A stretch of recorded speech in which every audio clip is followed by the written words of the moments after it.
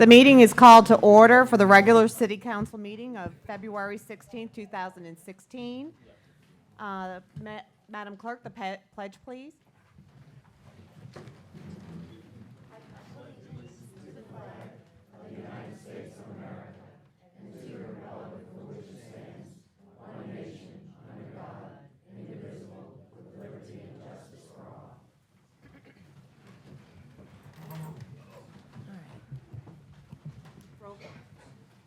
Councilman Bodier? Present. Councilman Benton? Present. Councilman Hewitt? Present. Councilman Johnston? Present. Councilman Wheeler? Present. Mayor Maselli? Present. Police Chief Walker? Here. Fire Chief St. Cyr?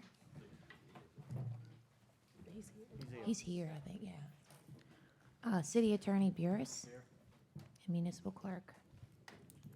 All right, special presentations. There are no special presentations tonight. I'd like to open up with a few comments tonight. I'd like to welcome back our city clerk, tax collector from maternity leave. Welcome back. And we hope the family is well. Yeah. I'd like to start off. First, I'd like to have a few little personal bragging rights tonight. Start off on a positive note. This past week, my son was informed that he is now a National Merit Scholar finalist.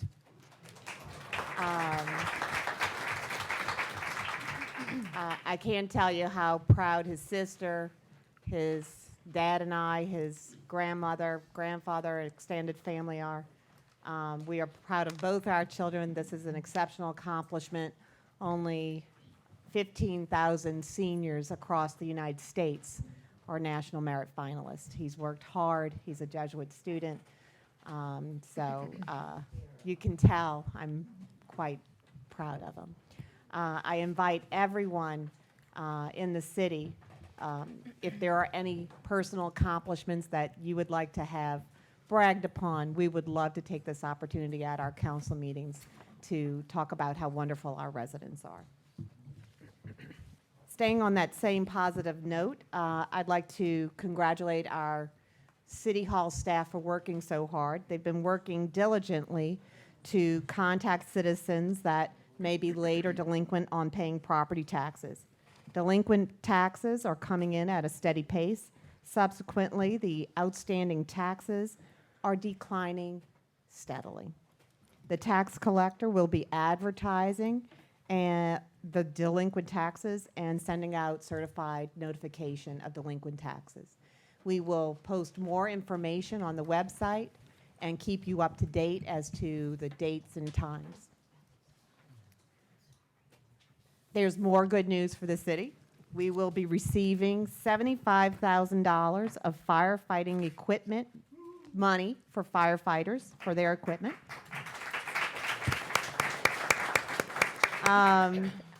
Chief St. Cyr has worked diligently about putting together what equipment he would like to purchase for our firefighters. This is coming through Jefferson Parish with the assistance of Councilman Paul Johnston. Thank you. Also, with his help, the city has been able to secure for the senior center a bus to transport seniors who utilize our center. So these are great accomplishments with the assistance of our councilman, with Jefferson Parish, and this is just good news all around. The Corps of Engineers has reported that they are on schedule with the Pump to the River project and that the lane shift of Jefferson Highway will be taking place in the next several weeks. We will continue to update our citizens when we have exact dates and times and exactly how that shift will occur. We will also be taking phone calls if anyone has questions, posting this on the website also. Please let us know if you have any questions. On a more serious note, I would like to talk about an issue that is of great concern to our citizens and our city that's been talked about at our last city council meeting. The city understands the high level of concern about the issues pertaining to the Batcher along Riverside Drive. It is imperative that you know that the city has and will continue to protect the safety and welfare of its residents and also of all Harahan businesses. The city must work in conjunction with all local, state, and federal agencies to accomplish this goal. I requested the Army Corps of Engineers to evaluate our levee system, in particular, to evaluate the effects of vibrations on the levee. After several meetings with the Corps, meetings with Colonel Hanselman himself, the Corps has reported that no adverse effects have been found. The Corps and the Colonel also assured us that the seepage that residents and the city hall employees and officials have noted along Riverside Drive near the levee are within normal limits, that this is a normal occurrence due to the height of the river at that time.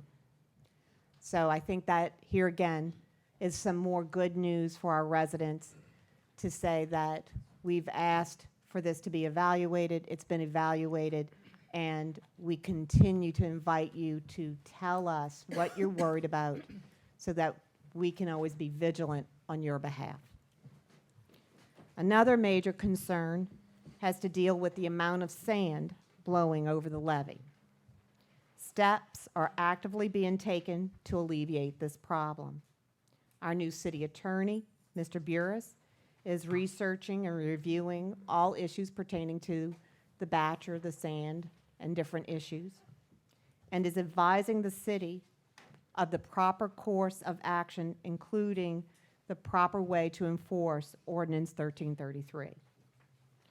We ask each citizen, every citizen, with a complaint or concern to report their complaint or concern directly, not indirectly, directly from you to the city as the event occurs so that immediate assessment and steps can be taken. That's going to be our best way to intervene should any steps need to be taken. We want to do it immediately. We're also spoke with the chief. We're looking into some potential communication with the police. We've asked the Chief St. Cyr. He's volunteered also if there's any concerns as far as for, from a fire safety, DEQ, odors, et cetera, also to report those things to him as well. We need you to keep calling us. We want to document and we want to get out and assess anything that you're concerned about. Tonight, there are no special presentations, and we can now move on to address the council. During this time, I would ask everyone who would like to address the council to please come up to the podium. Please state your name and your address when you step up. Remember that you have 3 minutes time limit, and to please refrain from any inflammatory comments. I'm also going to be asking Ms. Wheeler, if she doesn't mind, to be the timekeeper. Ms. Wheeler is on the corner here, and I want everyone to know that do not take it as an insult or to be disparaging in any way if she raises her hand or signals to you that you've reached your time limit. We just want to give everyone that ability to speak. Thank you. All right, Mr. and My name's Mrs. John Ream. Ream, 3 Ren Pass. We voted for Mayor Maselli because she knocked on our door and said she was about change. We developed a personal friendship with Mayor Maselli. We sent her over 100 pictures of sand problems since July the 25th, 2015.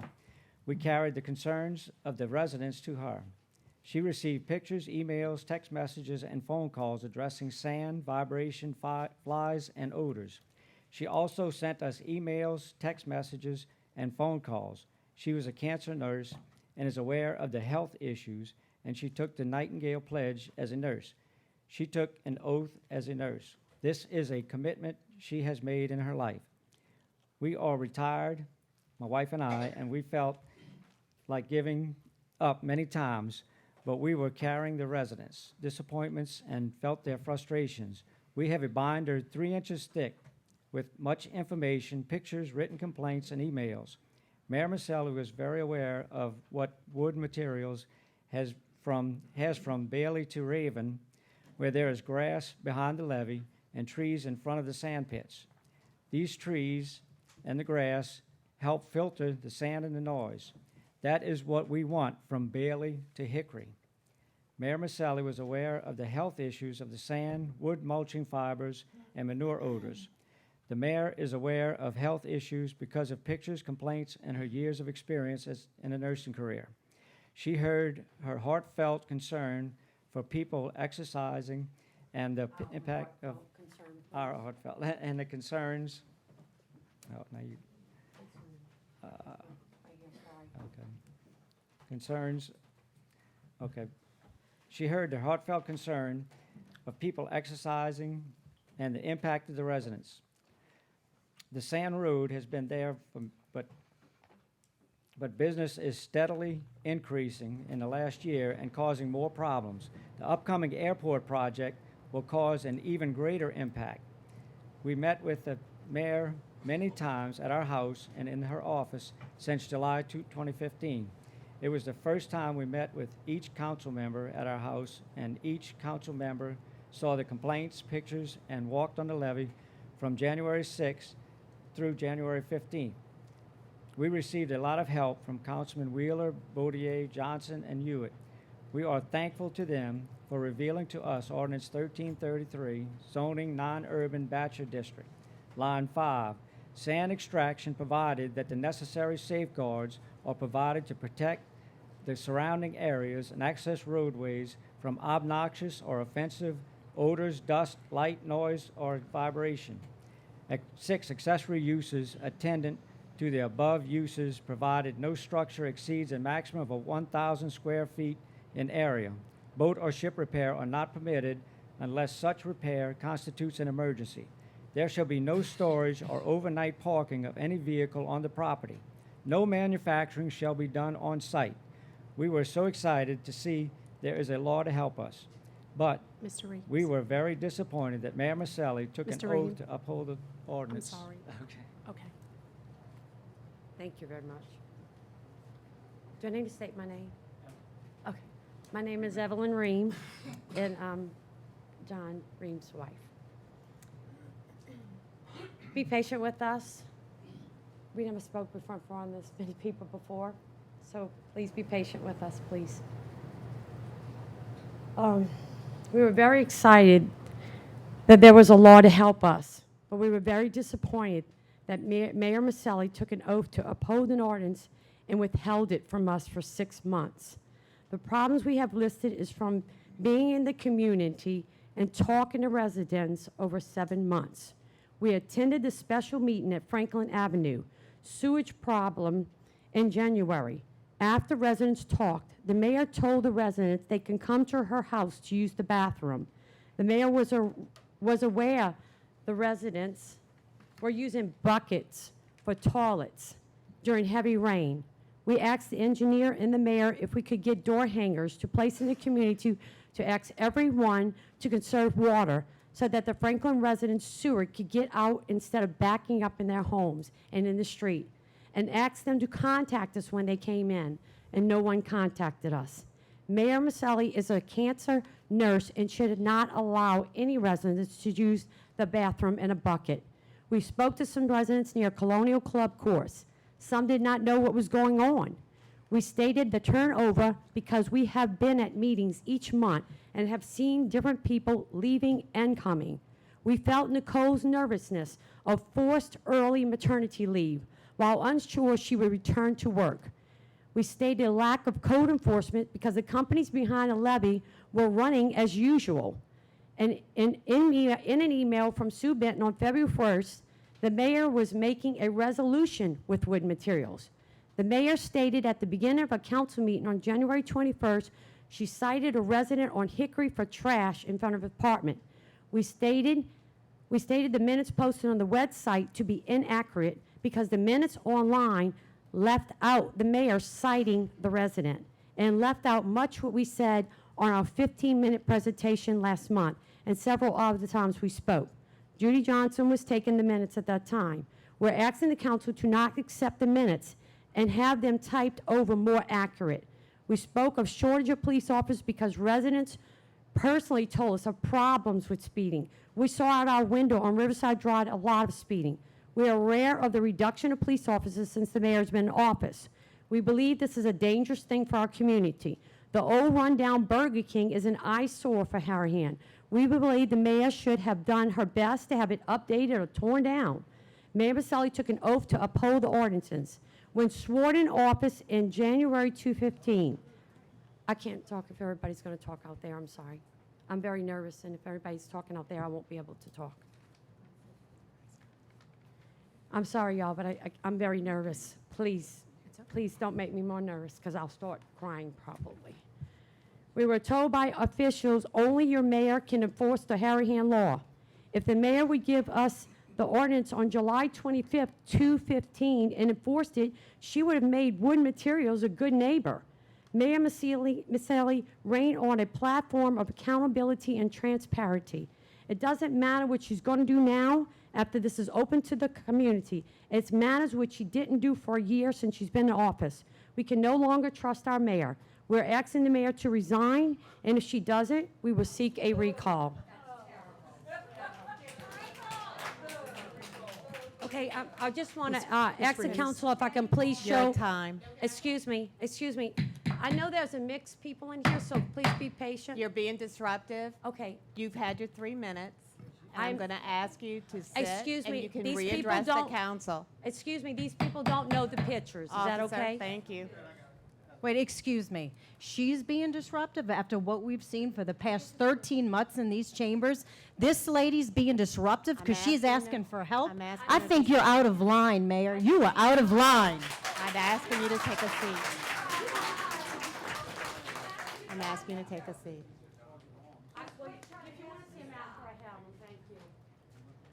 Would anyone else like to address the council, please? Amazing.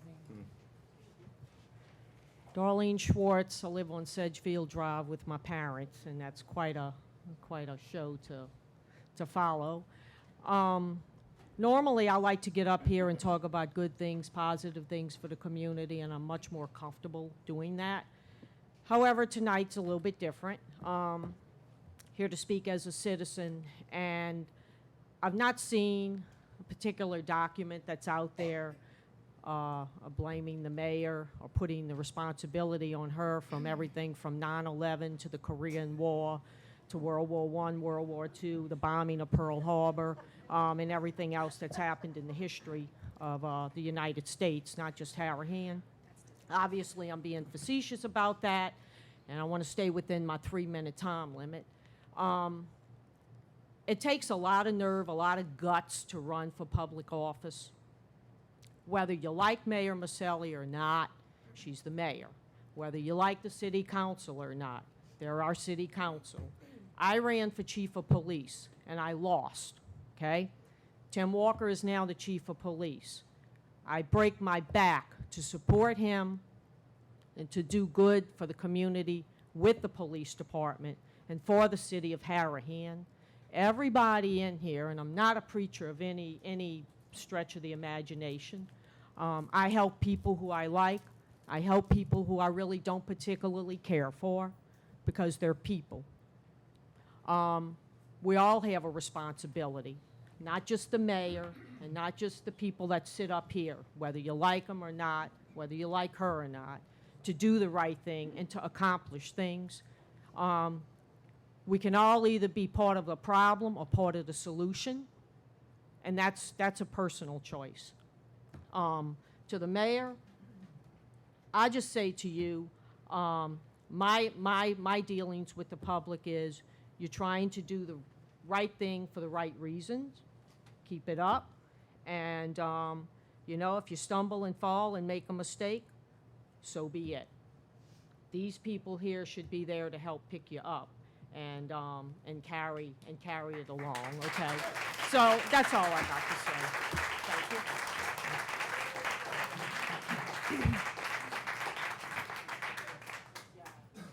Hello, Lee Brown, President of the Harahan Firefighters Association. First, I'd like to thank the Chief and Councilman Paul Johnson for securing that extra $75,000. It's going to really come in handy. But I'm also here to announce we are having a benefit fish fry for our Harahan Firefighters Association on Friday, March 4th. We're going to do lunch from 11 to 1. We're going to do dinner from 5 to 7. We're going to be holding it at Riverside Country Club. The folks at Riverside Country Club were cordial enough to let us use their parking lot because, as everybody knows, it's a mess over by the firehouse. There's no way we could do anything right now. Fried fish, boiled potatoes and corn, and a brownie. We're going to do a drive-through and a walk-up. If you order a big order, we'll be glad to deliver it to you. I'm going to hand out some flyers to the council, and I'll be here all meeting in the back if anybody wants one when the meeting's over.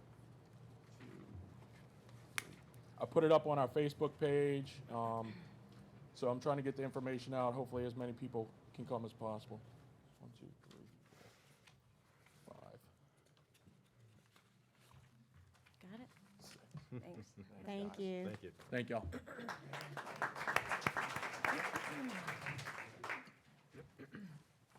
Nicole, can I give you my copy so we can get it on the website? Yes, ma'am. Good evening, Mayor Maselli, members of the council, Madam Clerk. My name's John Whalen. I'm an attorney. I'm here this evening on behalf of my parents, Mr. and Mrs. Augie Lopez of 400 Pecone Avenue. We are on your agenda this evening for, under new business, for the ABO application for the ABO application for our new Augie's Restaurant. I just want to introduce myself. I'm here. If anyone should have any questions, I'll be more than happy to answer whatever questions you have. We're looking forward to being able to stay in Harahan.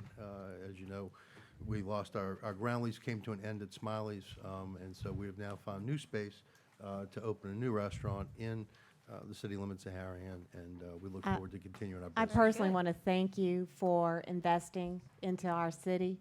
We welcome you, and anything we can do. We also, any business who wants to put a flyer on our website or give information, please provide it. Best of luck. Hope to Thank you. see you for lunch, dinner.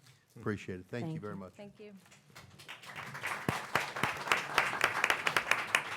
Good evening. I'm Kim Hasney with, I live at 110 OK Avenue, and I'm not here as a personal, a personal of either side of all this stuff that's going on in Harahan, but as a taxpayer, I find that the opponents and the proponents of what the mayor is doing is just costing us taxpayers more money than it's worth. We get these notices on our door that have to do with the Burger King that's been there for as long as I've lived here. Mr. Liam addresses something that the mayor addressed perfectly when she announced that she was working at it and it was trying her best. It's a Corps of Engineers thing, and you know, unfortunately it's a catch-22 situation. I believe that when the city of Harahan elected Mayor Maselli, they elected her for change. And I believe that she has done her best to do that. And you can't know where you're going if you don't know where you've been. And I heard a gentleman at last month's meeting say that he didn't like the fact that she had investigated where they've been. Well, I'm sorry, but it is the facts of where they've been. And I know that not everybody agrees. But if we don't, as a city, get together, and I totally agree with the young lady that spoke earlier, that if we don't get together as a city and as a council to try to go forward instead of beating each other up and trying to have people who maybe didn't win the election try to put the council at odds, taxpayers are going to really get upset, and I think there's going to be consequences. I'm particularly fed up, and my neighbors are fed up, and everybody I talk to in Harahan is fed up. This is like ridicule in every other part of the city. And are you proud of it? I'm not. That's all I have to say. Thank you, Ms. Harris.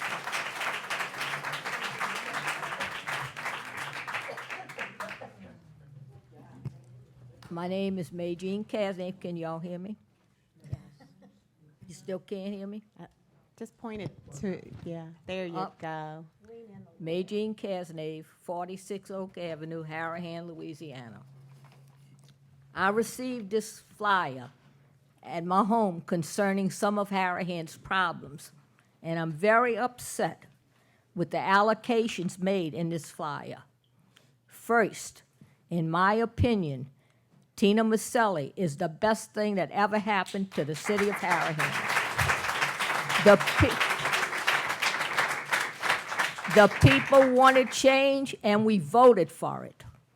Doing business the old way just doesn't work. Mayor Maselli is bringing Harahan into the 21st century, even though it is kicking and screaming all the way. As to the sand issue on River Road, I've lived in Harahan my whole life, longer than probably anybody in here. And we've had sand problems for the last 30 or 40 years, and it's nothing new. At one time, the sand was higher than the levee. By previous administrations have allowed the continuation of the batcher to the point where it is now affecting our residential neighborhoods. So Mayor Maselli cannot be blamed for that. Our storage plant was built in the 60s when Mayor Maselli hadn't even been born yet, and now reached its capacity. And previous administrations tried to alleviate the strain on the plant. The infrastructure in the plant are struggling to keep up. Recent power outage and pump failures created a surge backup in some homes. The city engineers are developing ways to alleviate the problems, including creating a second line going directly to the plant. This will help, but it won't eliminate the problem. As for the problems with garbage collections, call the company. The contract was signed by a previous mayor. Speeding on the River Road is handled by the police department, not City Hall. As for the Burger King, it's been boarded up for over 25 years. Why didn't the last 3 mayors do anything about it? Code enforcement has never been handled properly until Mayor Maselli hired Kevin Johnson, and he has been enforcing the law equally. So before you start blaming Mayor Maselli, maybe you should learn the facts. I just want to let Mayor Maselli know that the good people of Harahan are behind her 100%.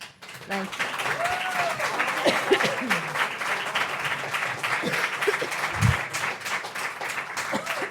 That's a really tough act to follow, so I'll just apologize for being bland in advance. My name's April Lopez. I live at 142 Rayvan.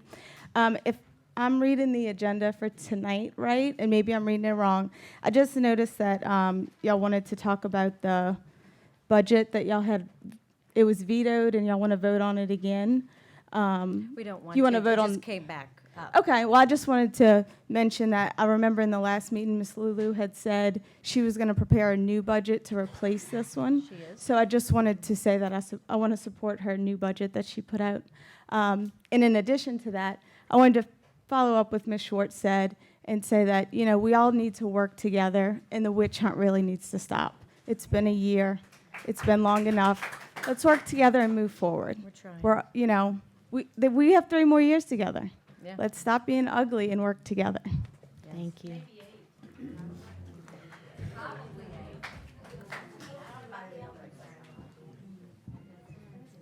Eric Chatelain, 700 Colonial Club Drive.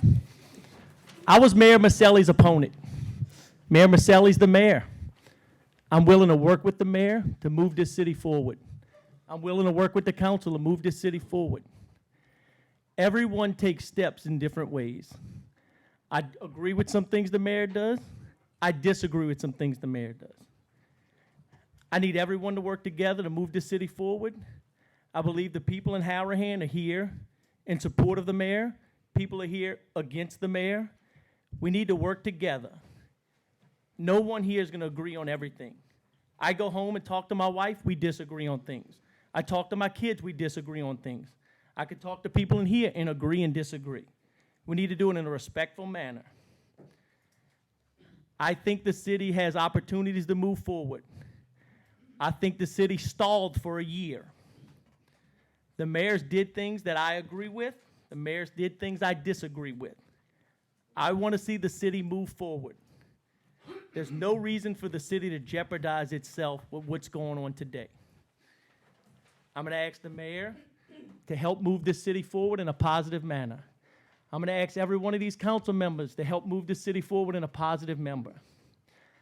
I don't like people coming in here that are in here right now, and I've heard the comment tonight, this is my fault.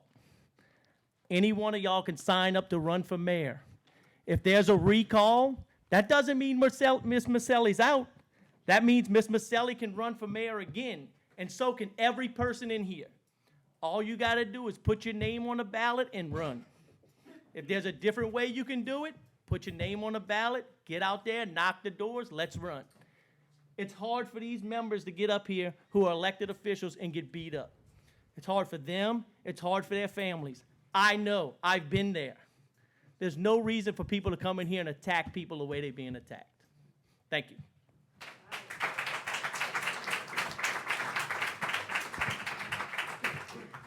Laurie Dominguez, 953 Oak Avenue. I really wasn't going to talk tonight, but I have to. In all that's been going on, nothing has been mentioned in the last 2 months about the state legislative audit report. I think that really needs to be addressed. And if you don't think so, think about Flint, Michigan. Hopefully you know what's going on in Flint and what caused that problem. It was because an emergency manager was appointed by the governor. And now you have a city whose water is poisoned by lead. If we don't take action on the legislative auditor's report, what happens to the city of Harahan? Thank you. Thank you. We will now address the council. I'd like to thank everyone. Excuse me, Mayor. Oh, I'm sorry. I just Oh. wanted to thank the council, my family, my friends, and the citizens of Harahan for all of your support during my time out of work. I really appreciate it, everybody. Glad to be back. Welcome back. I'm sorry, Nicole. I didn't know that you wanted to speak. I'm that's sorry. We will now address the council. I would like to thank everyone, pro, con, otherwise, who has the courage to come and speak at the podium. It is not easy to put yourself on camera and speak to everyone and tell them your opinions. So thank you.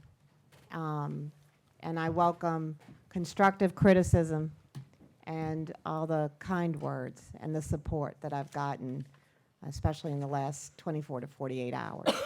So thank you. Approval of the minutes. Reading of the minutes of the council meeting on January 21st. Do I have a motion to dispense with the reading of the minutes?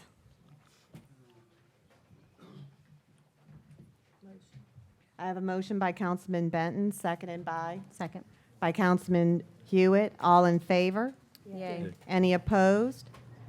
We have 5 yeas, 0 nays. Motion passes. Mayor, if I can make a comment before we move to approve.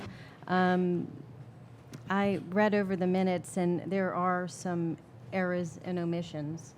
And more specifically, and I don't know if Ms. Judy's here, but there is a word I'd like stricken from something that I said where she states I interrupted someone before she then goes to state what I've said. So I don't plan to approve the minutes tonight. I'm just saying that in advance. And there is a word I'd like stricken, which is interrupted. It's on the first page of Councilwoman Hewitt. And there are too many errors and omissions, and I will not be approving the minutes tonight. Do I have, let's see, I'm sorry. Approval of the minutes. Do I have a the motion to council approve the minutes? I have a motion by Councilman Baggin, seconded by. The motion has not passed for lack of a second. Do I have a motion to defer approval of the minutes until the next meeting? Well, deferring doesn't, Or we need to add to it. if, what I would offer is that if anyone would like to email Miss Judy, and I would like Miss Judy to re-listen to her tape recorder, and if minutes are to be taken verbatim, I would like her to re-listen and to redo the minutes, and after that, we will look over, see if there's edits again. That's my request. I guess we'll, Nicole, City Clerk, do we represent We minutes? can at represent the minutes at the next meeting. Yes, City- ma'am. Thank you. City Attorney, is that appropriate? Okay, so do I have a motion to table the approval of minutes until the next meeting? Motion. I have a motion by Councilman Johnston, seconded by I'll second. Wheeler? Councilman Wheeler. All in favor? Yay. Yay. Any opposed? We have 5 yeas, 0 nays. Motion passes. Communications, reading of the minutes of the Board of Adjustments and Appeals on January 27th. Do I have a motion to dispense with the reading of the minutes? Motion. I have a motion by Councilman Johnson, seconded by Second. I'll second. Councilman Wheeler. All in favor? Yay. Any opposed? I have 5 yeas, 0 nays. Motion passes. And approval of the minutes of the Board of Adjustments and Appeals on January 27th. Do I have a motion to accept the minutes? Motion. I have a motion by Councilman Johnston, seconded by Motion. Councilman Wheeler. All in favor? Yay. Any opposed? We have 5 yeas, 0 nays. Motion passes. Resolutions? And the Planning and Zoning Board did not meet in Oh, I'm- February. That's right. And I let's see, jumped ahead. Resolution number 1. Resolutions. Madam Clerk. The following resolution was offered unanimously by the council. A resolution authorizing an amendment to number 1 to the Cooperative Endeavor Agreement between Jefferson Parish and the City of Harahan Fire Department, City of Kenner Fire Department, and City of Westwego Volunteer Fire Department for the continued use of 61 Minotaur V pagers and 18 charger amplifiers for firefighting response operations parish-wide. Whereas pursuant to resolution number 120478, adopted on February 27, 2013, the parish entered into a cooperative endeavor agreement with the City of Harahan Fire Department, City of Kenner Fire Department, and City of Westwego Volunteer Fire Department, and supplied 61 Minotaur V pagers and 18 charger amplifiers for firefighting response operations through the fiscal year 2011 State Homeland Security Program and fiscal year 2010 Urban Area Security Initiative Grant. And whereas the original cooperative endeavor agreement with the City of Harahan Fire Department expires on September 5th, 2016, City of Kenner Fire Department expires on June 19th, and City of Westwego Fire Department, Volunteer Fire Department expires on May 9th. And Jefferson Parish desires a continuation of that service. And whereas this amendment will authorize an additional 3 years of use for 61 Minotaur V pagers and 18 charger amplifiers obtained through the fiscal year 2011 State Homeland Security Program and fiscal year 2010 Urban Area Security Initiative Grant, so that their respective fire departments have the necessary equipment to provide enhanced firefighting response operations through redundant communications. Whereas Article 7, Section 14C of the Louisiana Constitution of 1974 provides that for a public purpose, the state and its political subdivisions or political corporations may engage in cooperative endeavor agreements with each other or with any other private association, corporation, or individuals. And whereas the parish and respective city are authorized to enter into this agreement pursuant to Louisiana Revised Statute 331324, which permits any parish, municipality, or political subdivision of the state, or any combination thereof, to make agreements between or among themselves for police, fire, and health protection. And whereas the parish of Jefferson is authorized by Section 1.015 of the Jefferson Parish Charter to enter into this agreement to provide law enforcement, police protection, and traffic control services, develop and administer training, communications, records, crime investigation, jail, and stockade facilities, and related services for the benefit of all citizens of Jefferson Parish. And whereas the Parish of Jefferson has been designated as a recipient of numerous grants from the Governor's Office of Homeland Security and Emergency Preparedness, or other state or federal agencies, part of the purpose of which is to place equipment with various agencies located within Jefferson Parish. Whereas the public purpose of the project is to facilitate the distribution of grant funds or equipment acquired through grant funds from the Jefferson Parish Emergency Management Department to the appropriate end user agency. And whereas the parish has a reasonable expectation of receiving the continued benefit of enhanced firefighting response operations through redundant communications, now therefore be it resolved by the Jefferson Parish Council acting by the, that should be city area. Oh, no, that's right. By the Jefferson Parish Council acting in the governing authority of said parish. Section 1, that amendment number 1 with the City of Harahan Fire Department, City of Kenner Fire Department, and City of West Wego Volunteer Fire Department for the use of 61 Miniature V-Pagers and 18 Charger amplifiers to provide enhanced firefighting response operations through redundant communications is hereby ratified. That was a, Section 2, I'm almost done. Oh, okay. Section 2, that there are no costs associated with this agreement. Section 3, that the chairwoman of the Jefferson Parish Council, or in her absence, the vice chairman, may be and they are hereby authorized to execute any and all documents necessary to give full force and effect to this resolution. The foregoing resolution having been submitted to a vote, the vote thereon was as follows. thank you, Nicole. That was, like I said, it was a mouthful.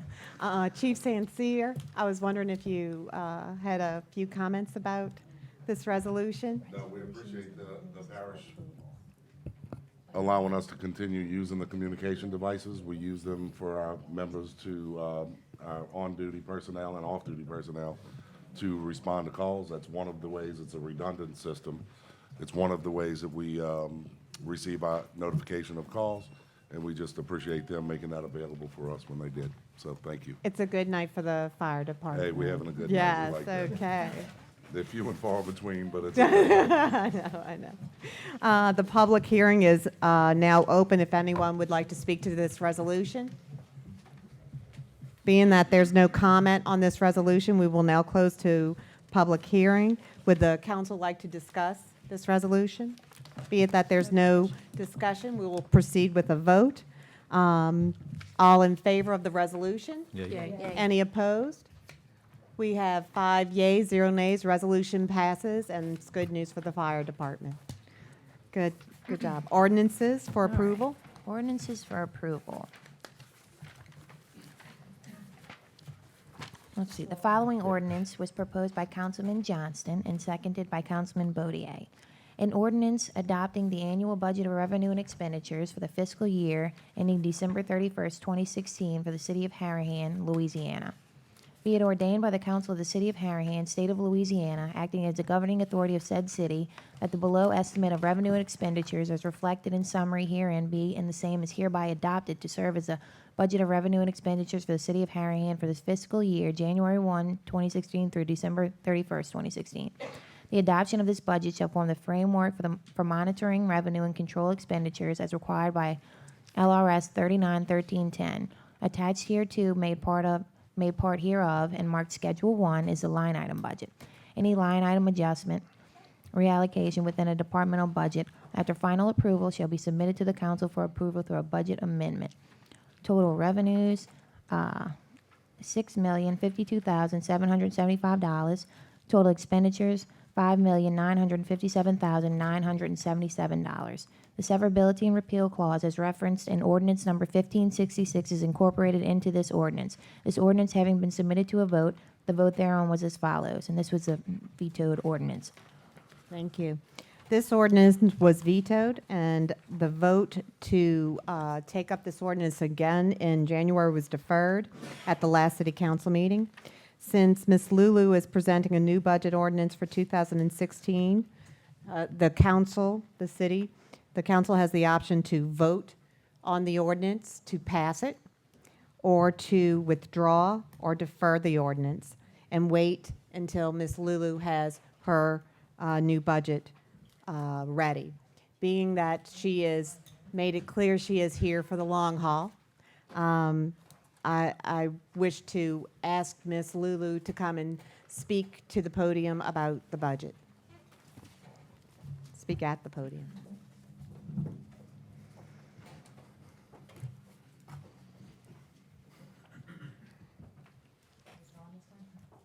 No.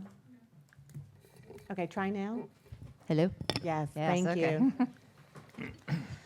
I am stating for the record that the budget previously vetoed by the mayor should not be overturned at this time.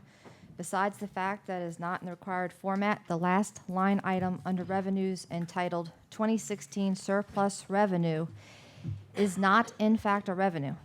At the December council meeting, the council decreased various expenditure line items, the total of which was $94,798. The budget the council then approved consisted of the decreased expenditures plus the inclusion of a $95,000 revenue. This is incorrect as there is no new revenue.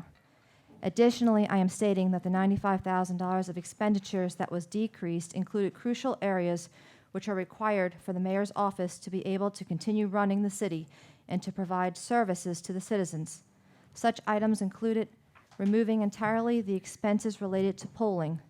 Without this being in an approved budget, the city will not be able to hold elections and to uphold the law by holding various polling events out for vote by the citizenship. Also completely removed from the budget was the line item associated with televising the council meetings. Cox will no longer be providing the city with this for free, and if the city does not contract this out, the citizens will lose the benefit of this public service. To stay informed, they would have to attend all council meetings or request a transcript, and this would be happening at a time when the other local parishes and cities are increasing their public outreach initiatives. Lastly, the entire budget line for the monthly services of the city's software package, Encode, was removed. Encode is the backbone of this office. Not only is it the general ledger accounting system used for tracking accounts payable and cutting checks to pay bills, but it is also the payroll system which is used to cut the paychecks for the city's policemen, firemen, and other employees.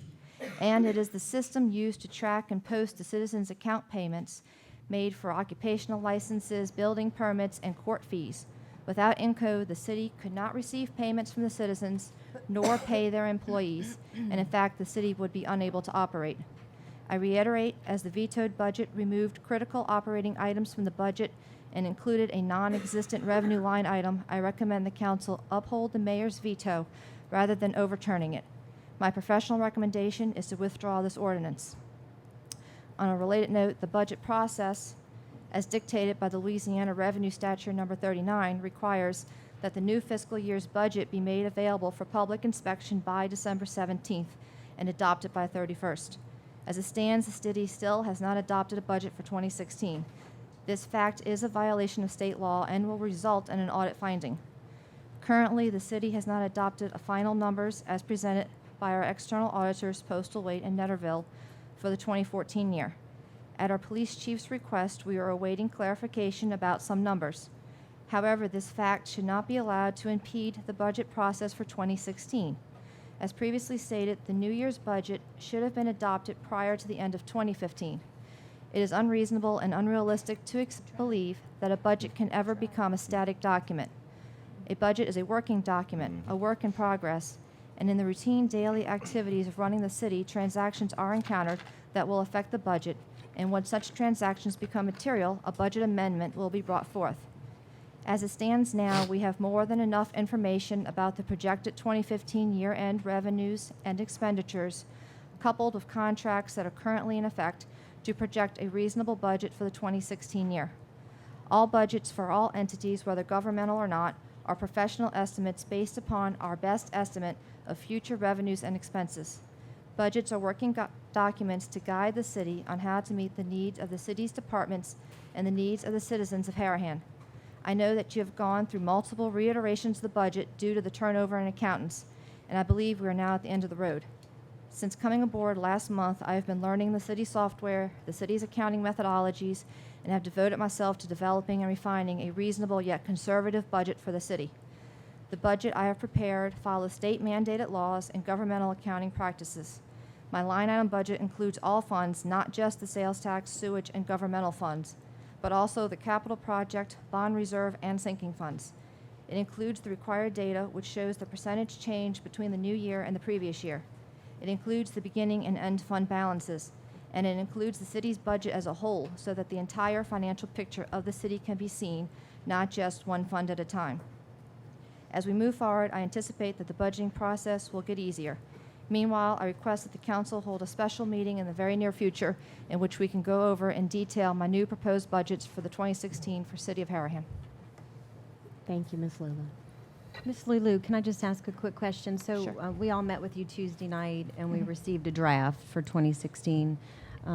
Any time frame? I know you said you needed some more time to look through it and make some Yes. corrections. Do you have some type of timeline in your mind as to when something would be ready for approval? The mayor coming up next was going to call for a special meeting on March 10th Oh, okay. with you guys at 5:30. Also, I just want to clarify, as far as moving the stuff out of certain line items, they had new line items that were put in.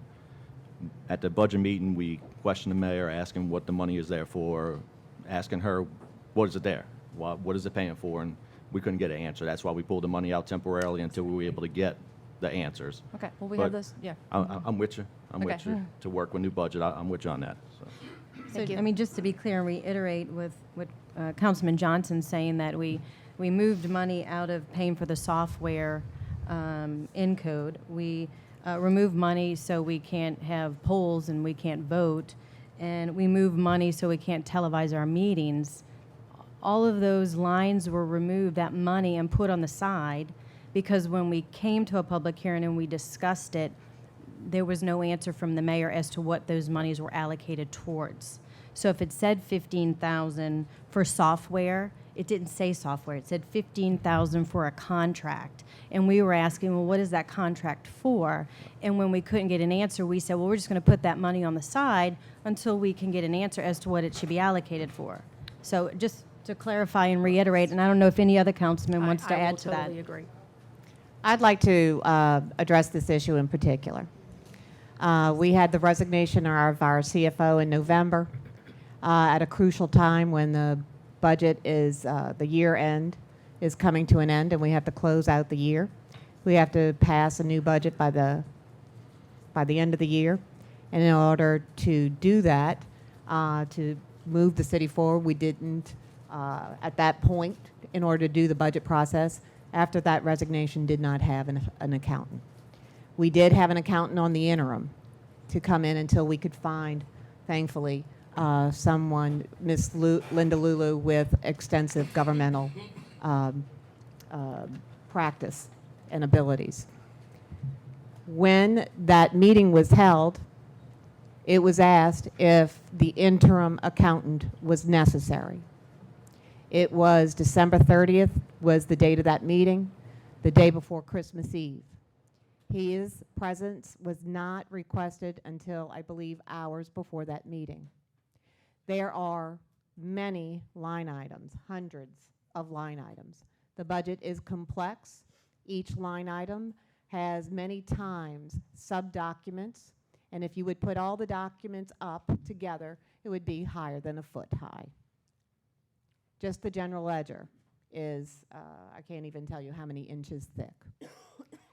So to speak to line items without a professional would be inappropriate for me. I'm not a CPA. Ms. Lulu is a CPA. Carl Riggs and Ingram is a team of CPAs. When you strike items, you should know what you're striking.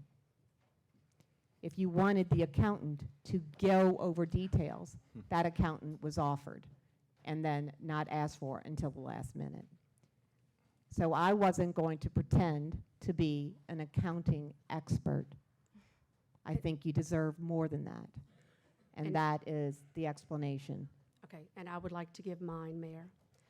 We asked you about certain line items that are in your department.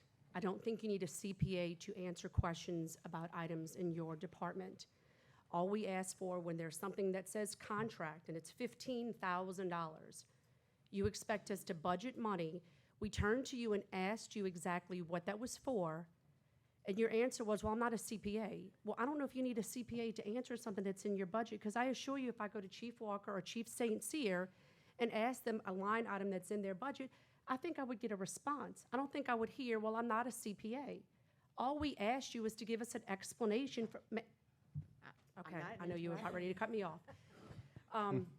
That's all we asked. And when you couldn't give us an answer, you want us to allocate funds without knowing what they're for. That's not what we're here to do. And that's not what we're going to do. When we ask you what's in your department for what it's for, we expect an explanation. I will Sorry. reiterate. You can the reiterate all budget- you want, The budget has hundreds of line items. no doubt. My budget isn't just what happens in my office. When I look at the budget, I take a responsibility to understand the chiefs, the police chiefs, the fire chief, the non-departmental, the non-governmental, governmental, all the different pieces, sinking fund, et cetera. I don't separate it out. And I understand the complexities of those line items. And these citizens and I want the benefit of professionals. And if you have the courage to just go through line items and take them out without knowing them, We took them out because Those you couldn't are- give us an explanation of what the funds were being allocated for. We never put it to something else. that, You- that, No. We just put it off to the side. I No. think we can, let's move Just forward. tell the truth. Try and tell Exactly. the truth, please. No, we can't when we address the council again, you can come to. Thank you. We can't have people speak from the floor. I'm sorry. I just want to say this, that I'm going to go back a little bit past what Mayor Maselli talked about. And prior to them saying we didn't need an accountant to be present, they said we didn't need an accountant at all. We could do it ourselves. And everybody on the council seemed to go along with that. Craig Johnson was going to I said that provide it. Robert had the numbers already prepared. And you said you were going to provide a. Right, but But the you ma- didn't. the mayor ended You up doing didn't. it. The mayor ended The mayor ended up doing it, so I did Well, I not do would it. think if you knew how to do that, you would know what those line I items definitely would were. have. The mayor told me she was working on it, so I backed off. Well, I thought you grew You up know? with the line item budget. I thought you knew everything about the line item budget. The mayor said she was providing, and so I backed off. I told her she can do it. Unbelievable. Now, that's childish. Yeah, that's childish. Mayor, can I just confirm too, the interim CPA firm, I'm sorry to belabor this for you, but it's important. The interim CPA firm, that's Carl Reagan Ingram? We signed a 12-month contract with them. What would define interim? They are released from the contract. It was agreed upon. I was just confused. Interim and a 12-month contract don't equal. They are no longer engaged. And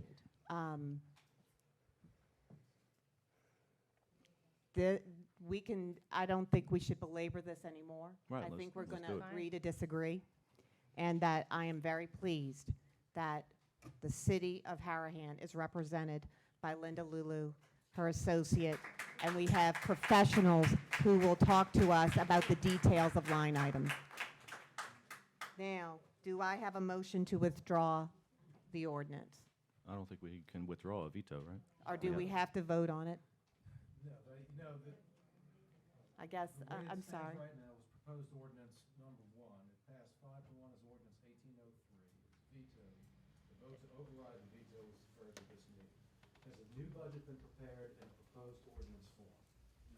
It's No, 'cause almost we're going to work it out in 2 weeks. So the answer to that is No. No. So we don't have a proposed ordinance for the budget. Correct.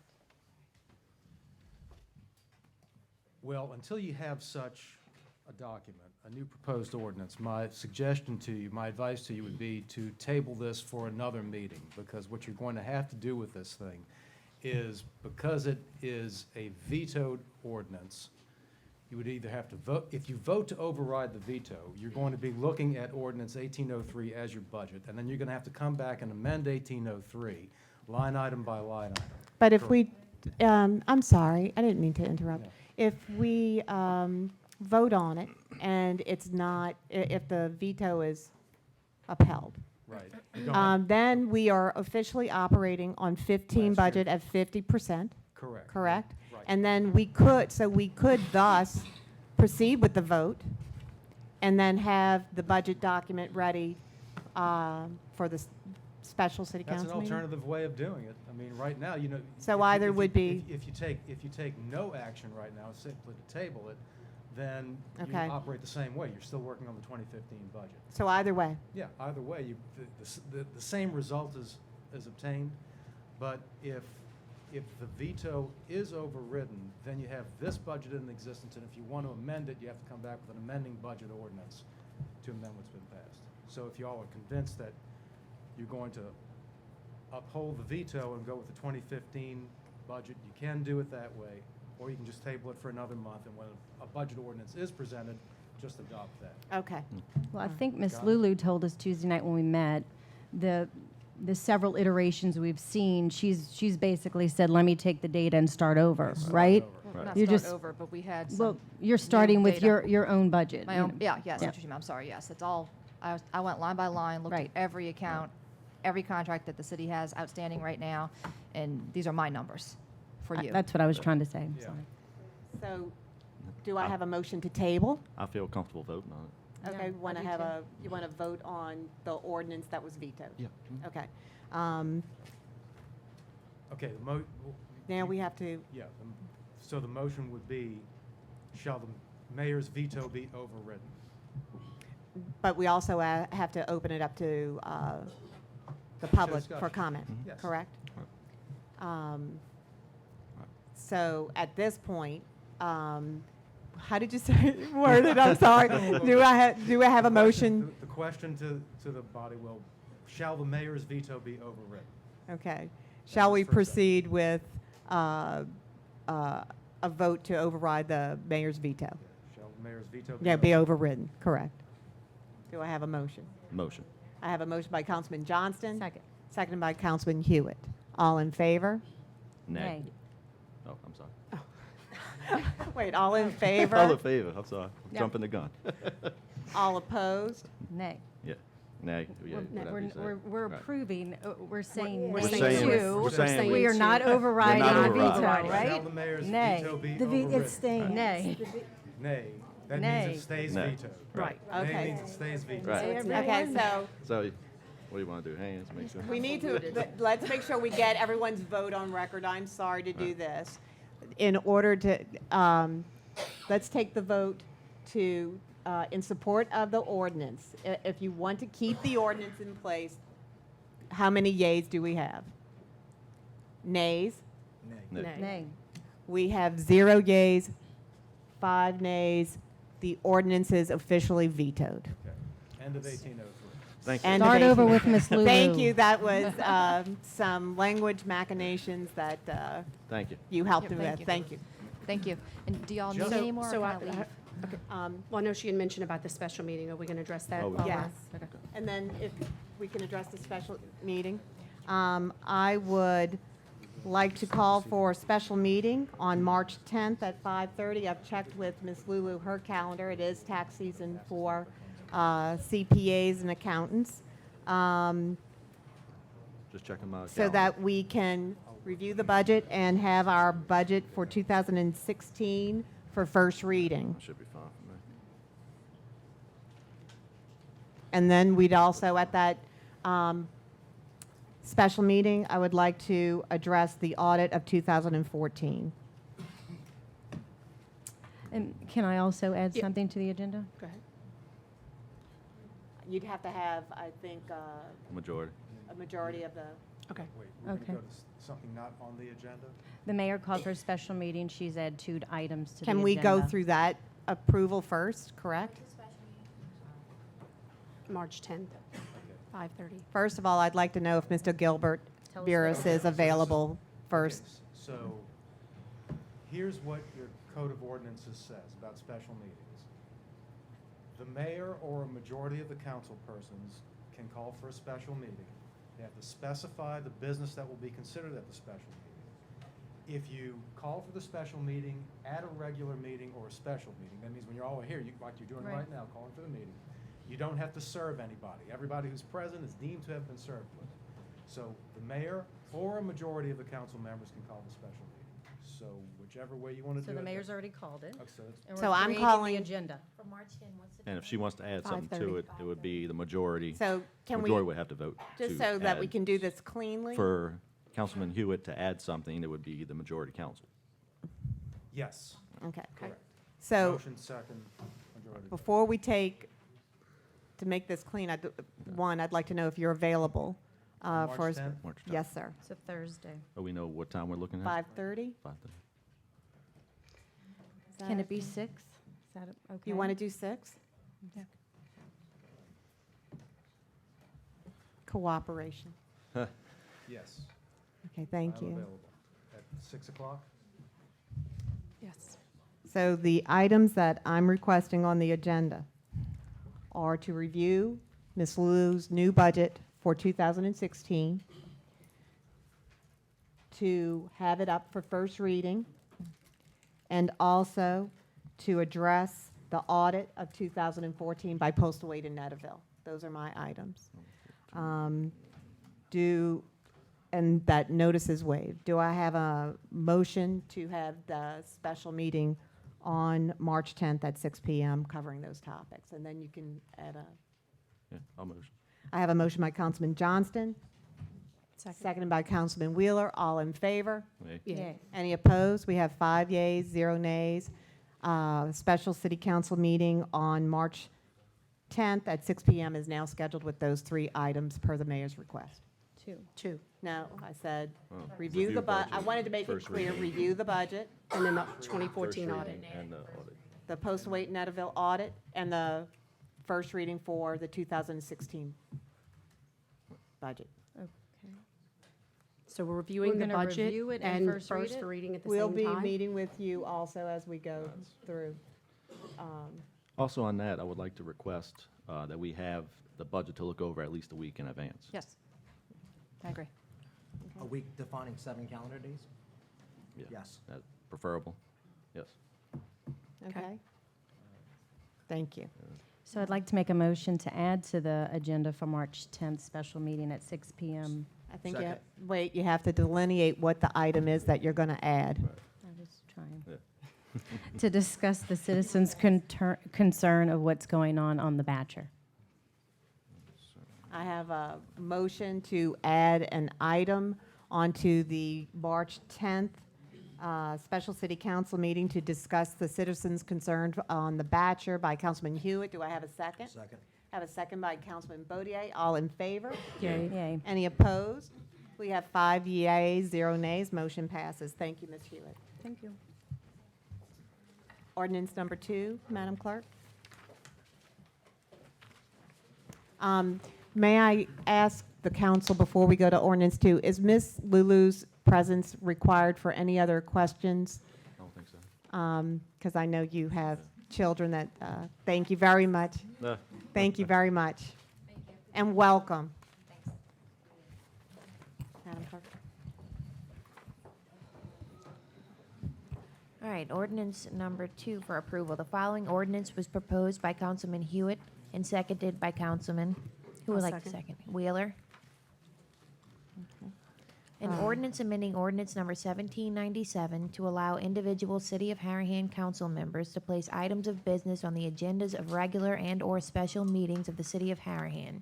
Whereas the City Council holds regular and/or special meetings for the City of Harahan's business, and whereas it is in the best interest of the City of Harahan to allow individual members of the Harahan City Council to place items of business on the agenda of City Council meetings in order to transact the orderly business of the City of Harahan. Now therefore be it ordained by the Council of the City of Harahan, State of Louisiana, acting as governing authority of said city, that any member of the City of Harahan City Council shall be allowed to place items of business on the agenda of a regular meeting if received no later than 4:30 p.m. on the Friday immediately preceding the regular meeting upon compliance with the notice provisions of the Louisiana Open Meetings Law.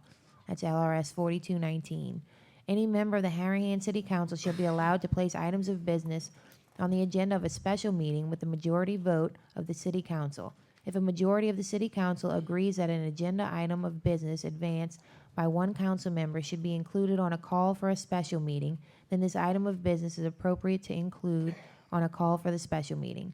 All city items of business involving Harahan City departments shall be placed on the Harahan City Council regular meeting agenda if received no later than 4:30 p.m. on the Friday immediately preceding the date of the regular meeting. The Harahan City Council regular meeting agenda shall be printed and distributed to all Harahan City Council members no later than 4:30 p.m. on the Monday immediately preceding the regular monthly meeting. The severability and repeal clause, as referenced in ordinance number 1566, is incorporated into this ordinance. The foregoing ordinance having been submitted to a vote, the vote thereon was as follows. We will now open up to public hearing, if any, for public comment. If anyone would like to speak to this ordinance, please come to the podium. Hi, my name is Cheryl Klepko. First, let me apologize for being a little upset over there. I was upset because it was explained that items were not approved or were withdrawn, pulled out from the budget because they weren't Ms. explained. Klepko, Pardon me? Can we? Oh, we can't I'm talk about sorry. that? No, you have to talk about the ordinance that's on. Oh. I am so sorry, but Did I you're going to miss it? have it, No. wait, no, you're going to have a turn soon. Okay. And we'll make sure that we call you up. I am so sorry. I'm just trying to keep what we're supposed to be doing. Anyone else would like to speak to this ordinance? We will now close the public hearing on this and open for council discussion.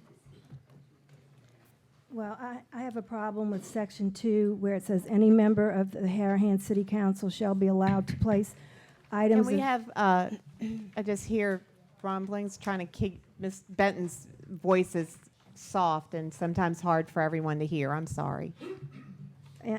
Shall be allowed to place items of business on the agenda of a special meeting with the majority vote approval of the city council. I just think it's unclear. Well, that says to me that it goes against the open meetings law, because at the special meeting, it has to be unanimous, and this is not saying that. Majority. Majority. We just did it. No, no, if you do it at the call, but this is not specifying at the call. This is just saying, If you look a little bit This is further at down the in call section of the 2, it special says that on meeting. call. what is on the call, on a call for the special meeting? I It's mean, actually that's vague. it's verbatim words from the Attorney General opinion that the mayor requested on January 8th. It's verbatim the words from the Attorney General. That's the only reason I amended it, because the mayor asked for an Attorney General opinion, and I quoted verbatim the words that the Attorney General suggested to put in Section 2. I think I still think, I don't care if they wrote, it's still unclear. I'd like to ask the city attorney what his opinion is. All right, well, I have taken a look at both 1797 and this amendment to 1797. To begin, the code already, the Harahan City Code, already provides for a methodology for calling a special meeting. And you can do it either in session or out of session, either at a regular meeting, special meeting, or out of session. If a majority of the council members say, we want a special meeting, all they have to do is specify the business. Once the meeting is conducted, to put a new item of business on that agenda, you have to have unanimous consent by all of the members present and voting. So this issue that's dealt with in Section 2 is already dealt with in your municipal code. And I have to tell you, the municipal code provisions are well-written. And if you're going to start making new rules about how to call special meetings or how to get items on the agenda, you want to do it by amending your existing code provisions. That way, everybody knows where to look for the rules as to how to do something. Right now, 1797 Muni Code has taken your 1797 and has it as uncodified ordinances on the first page of their website.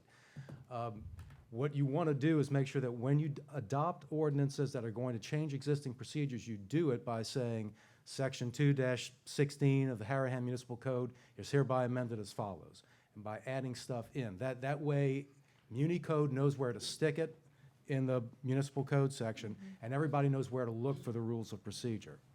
So what I'm telling you is that this Section 2 is somewhat inartfully drafted. It should be an amendment to the existing code provisions, and I think it's 216 if I'm not mistaken, that deals with the call of special meetings.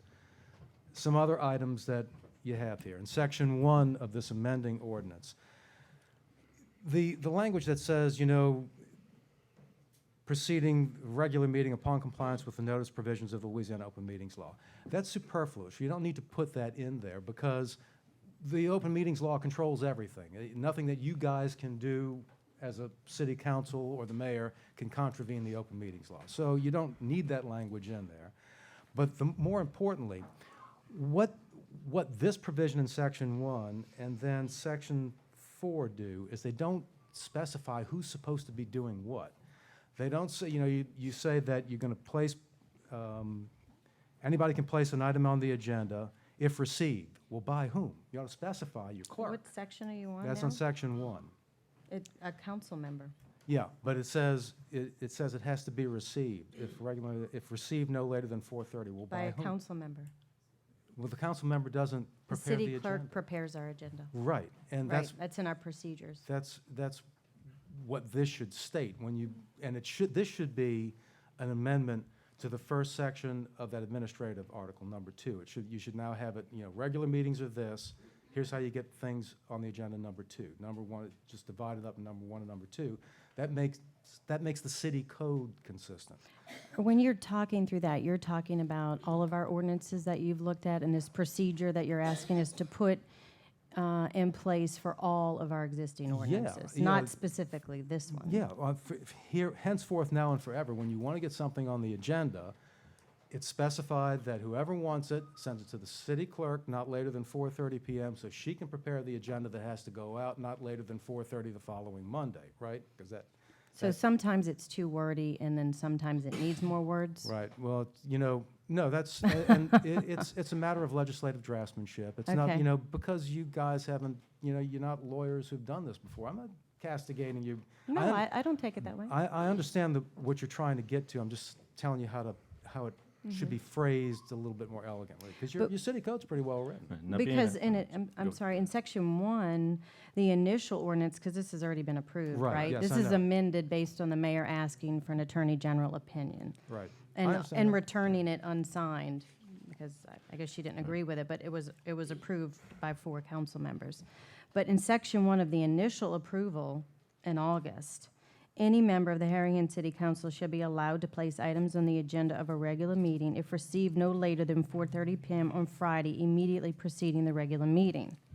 Now, this ordinance, 1797, that was voted for in August and approved, was written by our city attorney currently, Tommy Anselmo. Yeah. Well, he's a So- lot younger than I am, and if Tommy So- had passed it by me, I'd have told him how to make it cleaner. Well, we ask any attorney, I guess they'll give us a different opinion. No disrespect. But Section 1, we added in notice of the provision Louisiana Open Meetings Law because the Attorney General's asked us to do that, in their opinion. Yeah, what the Attorney General wrote is it's an explanation of how the mechanics work. It's not Right. really written as something that should be enacted as legislation. Okay, if I'm making myself clear on that. Attorney General's opinions are nice and wordy, and they go into the theory and the different laws that apply. But when you go to draft the legislation, the thing that actually, goes into the code book, it's a little bit different.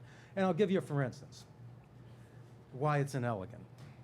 If you put this, the provisions of the Louisiana Open Meetings Law, you could start writing things that you'd never end, except for, these exceptions to the Open Meetings Law. You're right. Yeah, and Well, so what happened was, when this was publicly addressed by the citizens in August, and then the mayor requested an attorney general's opinion, it was, well, it's vague. They're trying to put something on the agenda that it doesn't meet the provisions of the Open Meetings Law. So, right, you try and just say a general statement and not for folks to infer this could happen or the sky could fall. So we can't keep going on and on, correct? So it was voted for in August, but because the mayor requested the AG opinion, I, trying to appease council members, citizens, to ensure that the council members aren't trying to do anything not transparent or illegal. We're following the law. So therefore, it became superfluous and became wordy. Well, Big Brother in Baton Rouge has protected us from any violations of notification. That's one of the touchstones of the open meetings law. You can't get something on the agenda unless you've got this unanimous vote. By the way, when I was interviewed for the position, for this position, I learned that there was a question as to whether the council could put anything on its agenda. I was mystified as to how any legislative body did not have the power to set its own agenda. I mean, that's pretty much the Hornbook, but the Lawson Act, in its lack of wisdom, chose the mayor to set the agenda, and then, as the AG's opinion points out, the council has to take an affirmative action to allow itself to set the agenda. So the AG's opinion, I think, is right on practically every issue, except, and I think I've told you this, Councilman, you at the public discussion about withdrawn. Yeah, I didn't ask that question. The mayor asked that. I don't know what that was about. I think the AG just simply volunteered that. I don't think it was even asked by No, the mayor. I think it was asked in one of her questions, but that wasn't in the initial ordinance. But the Section 2 gives me concern because it does seem, it can be read to be contrary to the open meetings law's unanimous approval of items not on the agenda. Okay. So my suggestion to you is that the ordinance you have in effect right now on calling special meetings, I think covers all the bases for you. The council members can call that meeting on a majority vote. The mayor can call the meeting, specify the business. You can do it either at a meeting or outside of a meeting. Okay, so you're saying to end Section 2 at the first period? I don't think you need to put this in here at all. The problem was I that think we the do. one that she had originally, they said, with the opinion, they came back and said that Section 2, it didn't have in there the majority vote of the council to put something on the agenda, on the original one. I'm talking about the original Do you need to see that, Mr. 1797 that was passed I want beforehand. to get the code provision up here on the screen. The original Section 2 said any member of the Harahan City Council shall be allowed to place items on the agenda at call of special meeting. But then the opinion came back and Needed to add said you needed the majority. I don't think the AG was actually looking at your provisions, the provisions of your own charter, because, he hadn't been asked to do that. So you think Section 2 would be fine because it's covered under what we already have? Yeah, section 2.61 of the code says this. Subsection A, special meetings of the mayor and city council may be called by the mayor or a majority of the members of the council. The notice for the special meeting shall specify the business to be considered at the special meeting. It shall be signed by the officers calling for the special meeting. So your code already provides for a methodology for the council people to call, council persons, to call for a meeting by majority vote. And you all can specify whatever order of business you want on it. And what about going back to what Councilman Johnston was saying about, do you have the original? Yes, the original, I right think here. they're both in our packet. Right, it says, What page is it on? It's right behind It's the ordinance behind? number 2, and then the original's right behind it.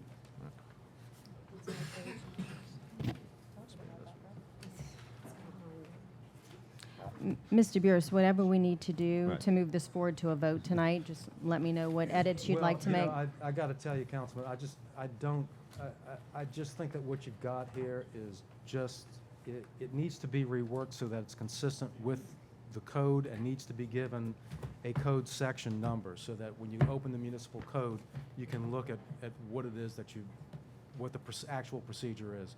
Your procedure for this in 261 is pretty detailed, and I don't know who wrote it, but it's pretty well written, and it has notice provisions and and I think that if you pass this tonight, you're going to wind up, when somebody goes to notice a special meeting with contentions that it wasn't called properly because the notification procedure set forth in 261 hasn't been complied with. I think you need to conform both what you have in the code right now and what it is you want to do with this ordinance.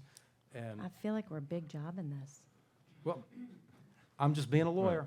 so we already have the ordinance 1797 on the agenda, so it's Yeah. already, well, not overridden, but it's working side by side what you're talking about right now. And I would strongly suggest that you add to this proposed ordinance a description of who it is that has to do what and when. That the clerk be served with the call, that the clerk be served with, the notice that this is what I want on the agenda. So all the councilmen know that, it goes to this lady and then she can prepare the agenda the following Monday. I and think all know what's on we the all agenda. know that. That's her job. Yeah, but just as a matter of draftsmanship. So the board- I'm getting back to, it's too wordy sometimes, but add words exactly. sometimes. Yeah. So our options would be to vote on it as it is, And table then come it, back and fix it later. or table it. I'm just trying to set the procedure. Yeah, When you say fix it later.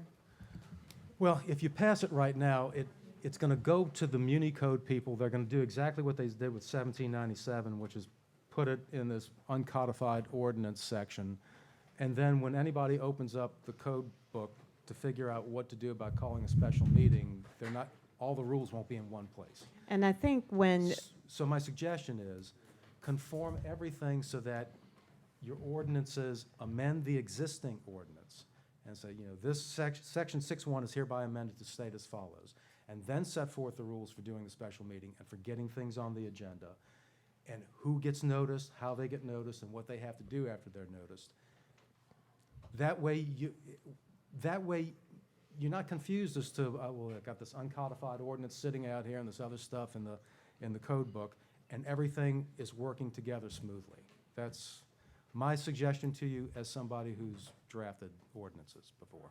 and I believe that, like, residents who have come and spoke during Address the Council, one of their big concerns is being able to go and understand Muni Code and our Code of Ordinances. And it is very difficult because you can't put an entire story together because it's not, one ordinance isn't linked and amending another ordinance.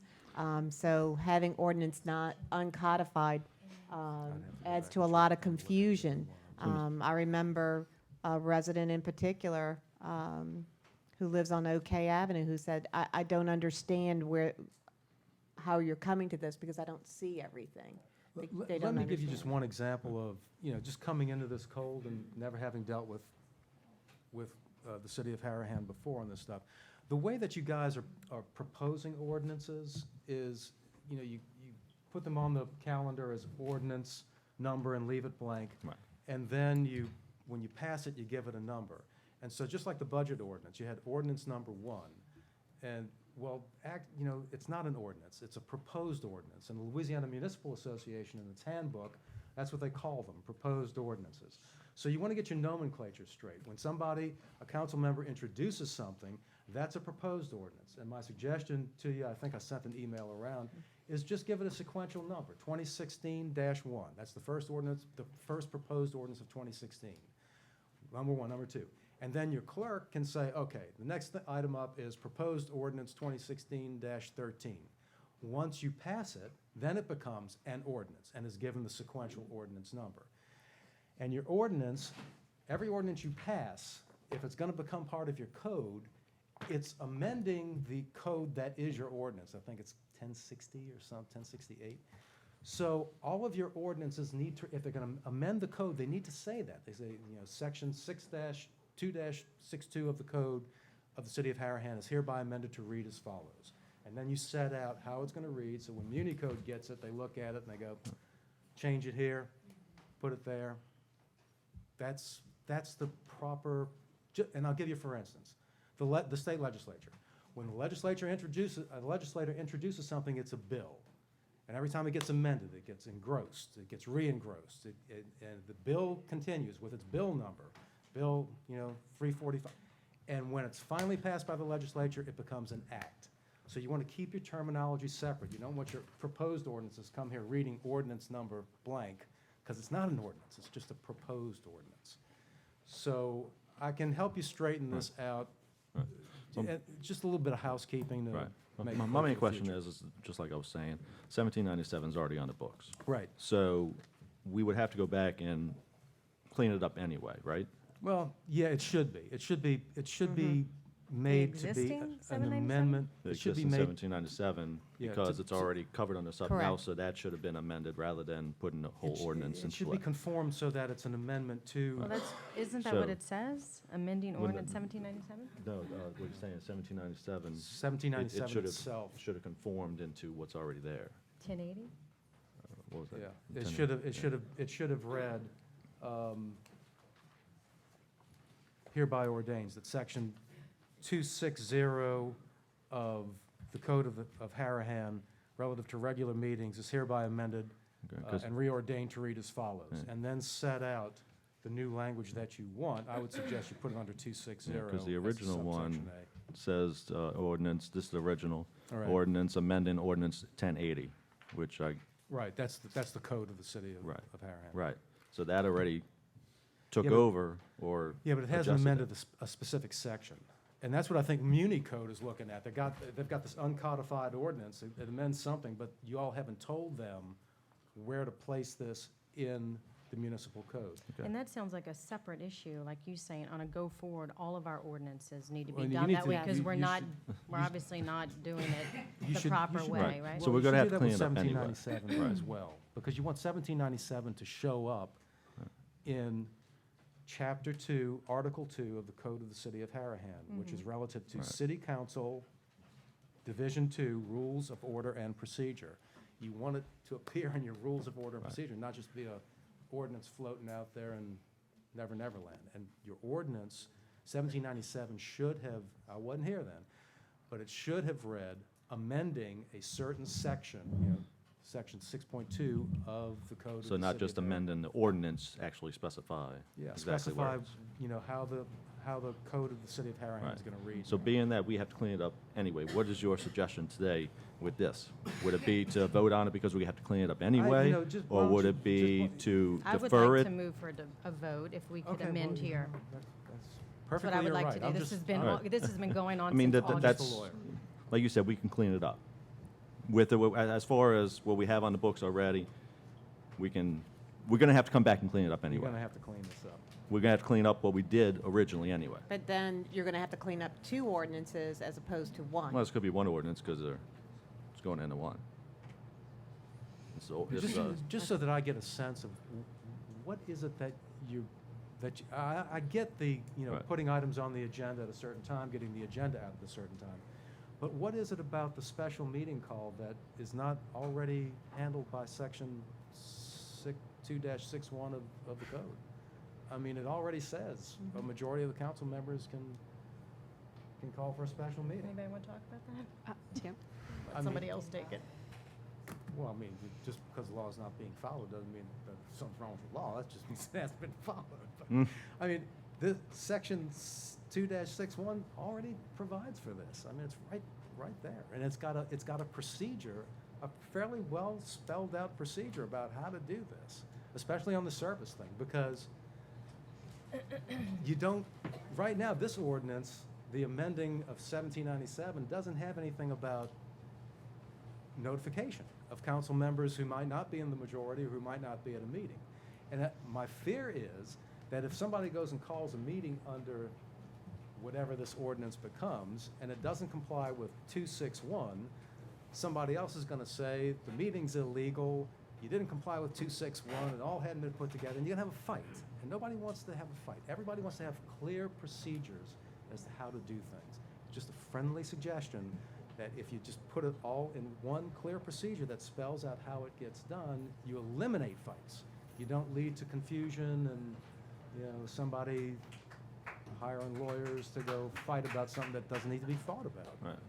And I think that is part of the tug of war sometimes, is not having the clarity that we all seek, and it lets, you don't know where you are. I mean, I'll just say it again, at the risk of repeating myself for the third time. Section 261 of the code already does what Section 2 of this proposed ordinance proposes to do. It just does. It says a majority can call a special meeting. We would agree with you. Right, right. Unfortunately, I felt the need, and obviously fellow council members who approved it in August felt the need that something needed to be put in place to explain it further, because 261 was not being followed. Okay, well, I'm coming into this. I know you are. I didn't want to rehash history, but there's a fresh and reason. new, and I'm just telling you what I'm just telling you what, in my professional opinion, is the appropriate legislative draftsmanship for what it is you're trying to accomplish. So do I have a motion some type of motion about this ordinance? Vote. Whether we Motion to withdraw it approve. or table? Motion to vote. You want to have a motion to vote? Yeah. I have a motion to vote on the ordinance as it stands. I have a motion by Councilman Hewitt, seconded by? I'll second. By Councilman Wheeler. All in favor? Yay. Yay. Any opposed? Nay. We have 4 yeas, 1 nay.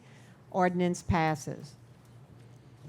Now, I respect what you were saying, Ms. Burris, I really do, but a lot of issues, a lot of trust issues, and not following it correctly, and that's the reason why I voted for it. I just wanted to say I respect your opinion. Ordinance for introduction.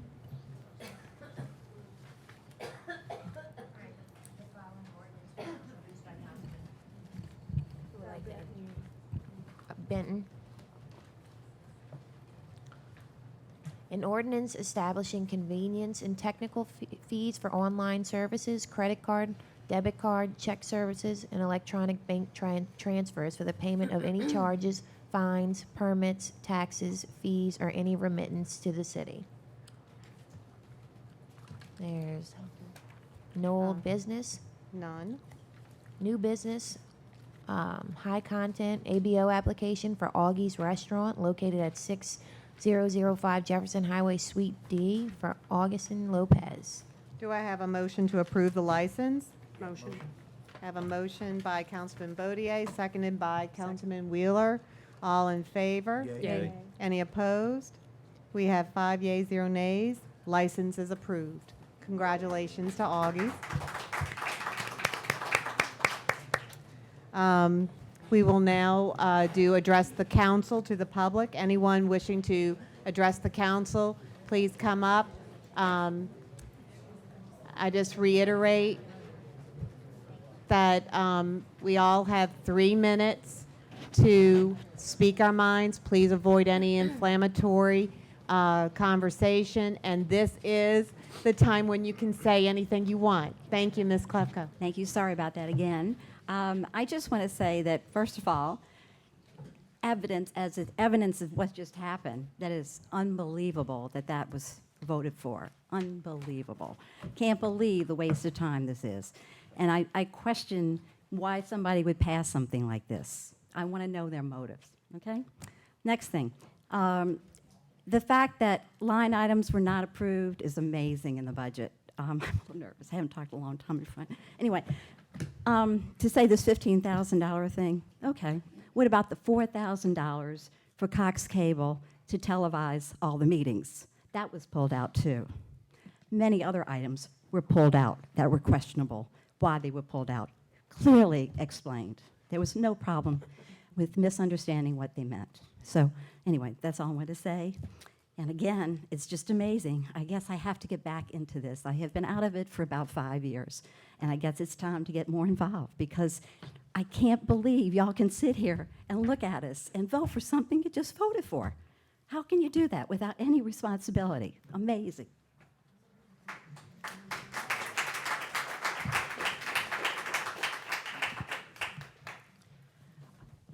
We are retired, and we have been out in the community for 7 months. This book is full of complaints, documents, pictures, and we've spent a lot of time with a lot of residents of Harahan.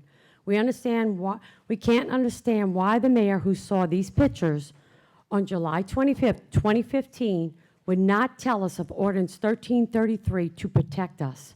We would not have known of Ordinance 1333 to protect us, even today, if 4 council members would not have told us.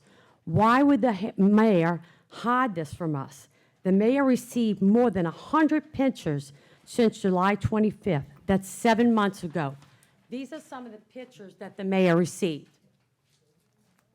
And this is the one of the airport project. I'm sorry, in the airport project. These are behind the levee. And this is from it coming out. This is almost look like a trash pile back there. Thank the Lord, it's gone. This is the open pits that just continually blow sand from different directions.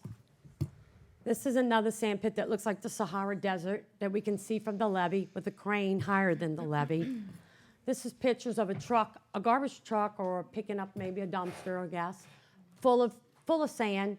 This is what looks like the levee when they pass behind it. This is how high they get. You can see the truck, how low it is. This is sand coming in. The mayor saw all of these pictures. Why weren't we told about Ordinance 1333 7 months ago? If the council members had not revealed this to us, we would be helpless residents in this community. And this big airport project will affect us greatly. So I am very disappointed with my mayor because she did not let us know about this ordinance. And if the council members did not inform us, we would be suffering still. And I have a problem having somebody be a mayor for me who I thought was my friend would not inform me of an ordinance. She could have did this last July when she saw it and saw the pictures. Why would it be hidden from us? I cannot understand that. And all of the things that was on that paper, we got up here and we explained it to you. These are things that people gave to us. We're out in the community. I don't think y'all are, but we are retired and we can do a lot more with our life than walk around talking to people about their problems and coming over here. And usually the room only has about 12 people in it all the time, but apparently today it's just full of people. But I am very upset because I think I deserve, as a resident, to have Ordinance 1333. And when my mayor looks at this and 100 more of them that were emailed to her, there's no reason for her not to say, as a friend to me, Evelyn, you know what? There's an ordinance for you. I'm going to try to see if I can get that help. But we would have been left to suffer if it had not been for these council members who people keep attacking, but we got our help from them. We didn't get it from the mayor. We'd have never got it from the mayor. And I'm sorry if y'all don't understand and y'all really like the mayor. That's real nice. But there's a lot of people out there. A lot of people who are upset. I'm sorry they're not here today, but you know what? They're upset. And they can be here. And they can be here with signatures. I cannot be with the council, mayor who does this. I don't get a resolution if I don't pay my tax bill. You know what? I got to pay my tax bill, or I'm going to get my house taken away from me. So you know what? A company shouldn't get a resolution when there's an ordinance that says you cannot not manufacture. Ms. Raines. And these residents, I'm sorry. Thank you. I got a lot of information. This is my name's John Ream, 3 Rent Pass. This is the infamous zoning ordinance, 1333, Appendix A, the non-urban bachelor district, A, and well, I'm going to B, permitted uses. And the only permitted uses in the non-urban bachelor district, I better talk slow because people don't understand what this is. The ordinance is the law of Harahan. This is what we depend on, the zoning ordinance. The permitted uses in the non-urban bachelor district, only the following uses are permitted: barge mooring and holding facilities, nature and natural parks, public and private forest, parks, parkways, wildlife reservations, and similar conservation projects, public utility structures and land. Sand extraction, provided that the necessary safeguards are provided to protect the surrounding areas and access roadways from obnoxious and offensive odors, dust, light, noise, and vibration. That's the only 5 things that can be done back there. I don't see any more that can be done. There's accessories to these things, and none of them has mulching or composting. This is an illegal act that continues to go on. Dumping tree debris continues to go on. Why doesn't the Harahan police go put the Harahan lock on the door, the gate over there, and say, this has got to stop? We'll make a resolution against you when you figure out what you're going to do about dumping stuff behind the levee. It looks like a garbage dump back there. All you do have to do is park at 3 Rent Pass right by my house, go up on the levee, and look at what's behind there, behind Bailey. You can look straight through and see what it looks like back there. There's something going on back there that causes flies, and the flies come over and they bite people. I got bit a few times and they draw blood. So whatever's in there, if it's manure or something like that, it's got bacteria in it. So this is coming over, it's getting infected people. Sand is particulates. DEQ has a regulation on particulate matter. But the DEQ came out, we saw them on the levee, and the sand was blowing over like nobody's business coming over. And he said, well, they could put out 5 tons a year. I said, that's 5 tons a week coming out of there. He drove to the back, looked around, came back out, never heard from him again. This is who we depend on. Harahan has the laws. The Corps of Engineers does not have our laws. They have their own laws. You have to abide by their laws, but none of them are from Harahan. This is the laws we depend on. When I go put my trash out in the street and they sit out in the street, the Corps of Engineers don't come and tell me about that. The Harahan police will come tell me, or the zoning man will come tell me. So we need something done, some enforcement on the law. And they do have violations and penalties for it.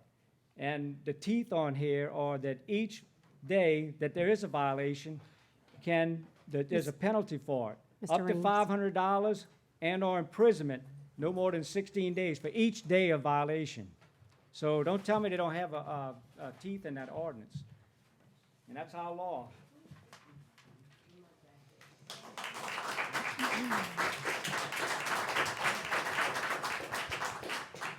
My name is Tracy Whittle, and I'm Chief Walker's secretary. I was visited this week by Mr. Eric Dufresne, who is came to inform us about a fundraiser that they're having for Detective Stephen Arnold. There's raffle tickets for sale. The raffle tickets are 1 for $5, 3 for $10, 7 for $20. If anyone's interested, I do have the raffle tickets. They're also having a benefit on March 12th, which will be at the Alexander Room in Terrence in Metairie. The time is from 6 until 10. Those tickets are $50 a piece. If you contact me, I can get the tickets. I did tell them how responsive Harahan was recently with a fundraiser that I had for my sister. This is something very dear, I believe, to all of us. So just contact me if you have any interest in purchasing tickets to the event, anything you would like to donate for the event, or any raffle tickets. Thank you. That's also been posted on the website for everyone. Mayor, can I just say something real quick on that? This officer was injured in line of duty. His family, himself, they need our help. The man, you know, I mean, he's in a bad way. He was doing his job.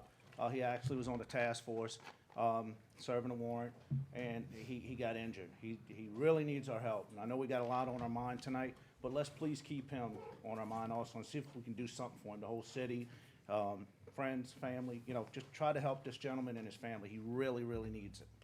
Thank you. My name is Maydeen Casnade, 46 Oak Avenue, Harahan. I didn't intend to get up here again and beat this dead horse. How long have you, Reams, been living in Harahan? I was born and lived in Harahan, and I came back. We're supposed You to, came Miss back, but how long Majean, have you been Miss living here? Majean, Miss Majean, you've got to address the council. Okay. I'm sorry, Well, that's not appropriate. I've been here, living here my whole life. And have you people been living on Rampez or wherever you live? You've been eating, okay, you've No. been eating sand for years. Did you come to this council meeting and complain 2 years ago or last year to Mayor Moscow? Okay. I want to know, did they come to complain about the previous people that held this council? I don't think they did. They're complaining now, but they didn't do it 2 years ago or 3 years ago. I've been to every council meeting, and I've never seen these people before till they started complaining 2 months ago.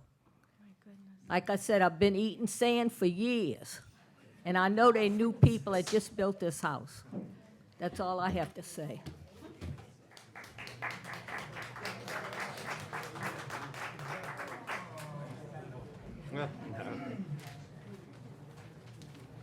Erica Parrick of 70 Run Pass, and Just a couple things, not to beat the dead horse. I know everybody's kind of tired of hearing about it tonight, but I don't think anybody's saying that the sand issue is Mayor Maselli's fault. That would be just absurd to say that. Just because it's not anything new and some people are just used to it doesn't mean that it's not a problem. She didn't cause it, but that doesn't just make it go away. It didn't start on her watch. We understand that, but it doesn't permit her or anyone else on this council to ignore the batcher or withhold information from city members, city people. My other thing that I wanted to talk about was, I love y'all, but the ordinance, the ordinance that y'all voted on tonight, I do feel like it is a little redundant. The problem is, though, no matter how many ordinances y'all pass, it's not going to make the mayor follow the rules. And that is why they passed that ordinance, because they are trying to get her to follow the rules. The whole reason was because the mayor did not allow them to call a special meeting or add items to the agenda like they are supposed to be able to do. That right was taken away from them. So they are trying to figure out how to get that right back. So yes, it was a little silly and superfluous or whatever that word is, but they're trying. They're trying. And the mayor should have to follow the rules just like everybody else.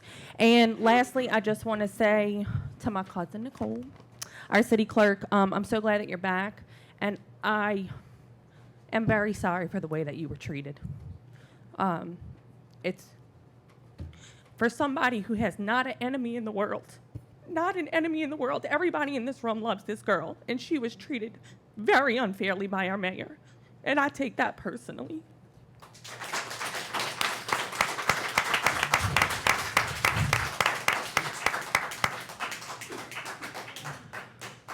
Would anyone else?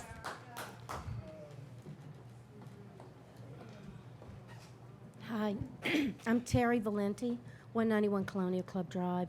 First, welcome, Mr. Burris. We're so happy to have you. I think that part of the problem before is that we didn't have a city attorney to iron out all these problems. And I am saddened that now that we have an obviously very knowledgeable city attorney who took the time to explain in detail how he thought something should be handled, that it was ignored. And I used to work in law offices. I know that you can get bogged down in languages and verbiages, and I think to keep it as clean and clear-cut as possible is always the best way to go. However, what I really want to say is we live in Harahan, Louisiana, United States of America. We are having a public meeting before our local government, and we should be so proud that we can do that. And I know I had problems in my neighborhood. Oak Street had problems in their neighborhood. And I had been battling the colonial issue longer than 7 months. And I had a mayor that was my mayor that was selling us down the road. And I came here and I complained ad nauseum about it, and it still was done. I came back when the Oak Street residents had issues because I felt like every neighborhood should stand by the neighbors in the next neighborhood because we are a very small community. And I just don't think that any of us, and there will be, within the year and the next year, there will be problems in another neighborhood that we'll be hearing about.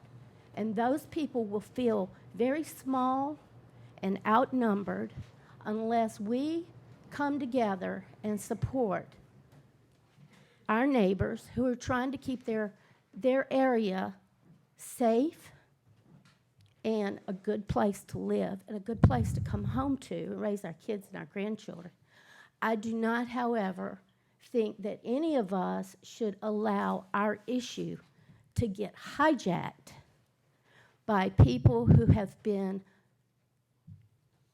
basically pitching a political hissy fit for a year. And I think that's what's happened.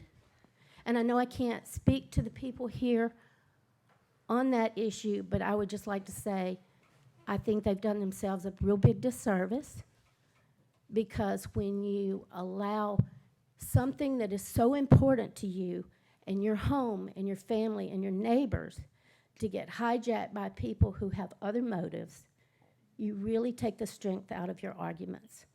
And I think we should honor this process and be honest about it. And to go and pass out things about a building that's sat for 30 years, just ridiculous things that were just grasped out of the air, seemingly to fill up a whole piece of paper. Ms. Valenti. Is unfair. Thank you. Thank you. Maybe she should stop putting skeletons in her front yard with our names on. We try and keep it organized so that people don't cut other people off. Thank you. Patrick Pepper, 156 Elaine Avenue. And I'd just like to say a few words in support of my friends, the Reams, who I've met about 6 months ago. They're very nice people. They have no political affiliations. They don't really have a side in the constant Harahan political tug of war. They don't even, they're new here. There was a question earlier about whether or not they complained to the mosque administration about the problems on the Badger. They weren't living here during the mosque administration. That's why they didn't come and complain to the prior administration. Another thing I'd like to say in support of the city council on the issue of budget, of the budget and the things that were struck, line items that were struck out of the budget. The city council, the way the government works, city council is in charge of the money. And there was a statement earlier that they shouldn't take things from the budget if they don't understand what it is. Well, the reality is quite the opposite. You shouldn't support things if you don't understand what it is. Just like if someone sent a bill to your house, if you don't know what it is, certainly you wouldn't pay it until you had some understanding of what the bill was. And I think it would be irresponsible of the council to approve some parts of a budget that they don't have a clear understanding of. And I think that's what they were trying to do. I think that they were trying to gain a clear understanding of what they were going to fund. So, and again, I think some of this is just, it's just not a clear understanding back and forth, and I think that sometimes that creates a little friction. Thanks.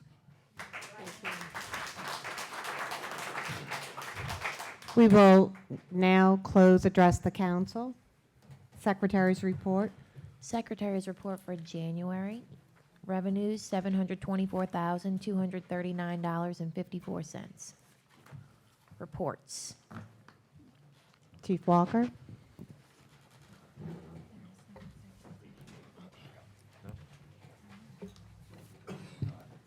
Mayor, council, viewing public, stats for the Harahan Police Department for January 2016.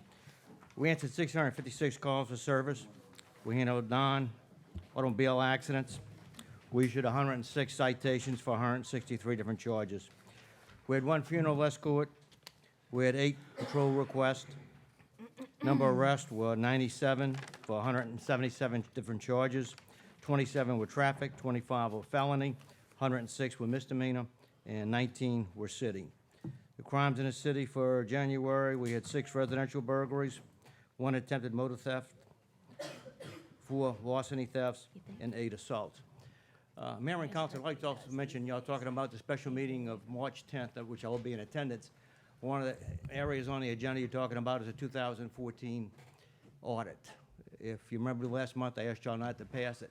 I met with the auditor this past week, not to my satisfaction.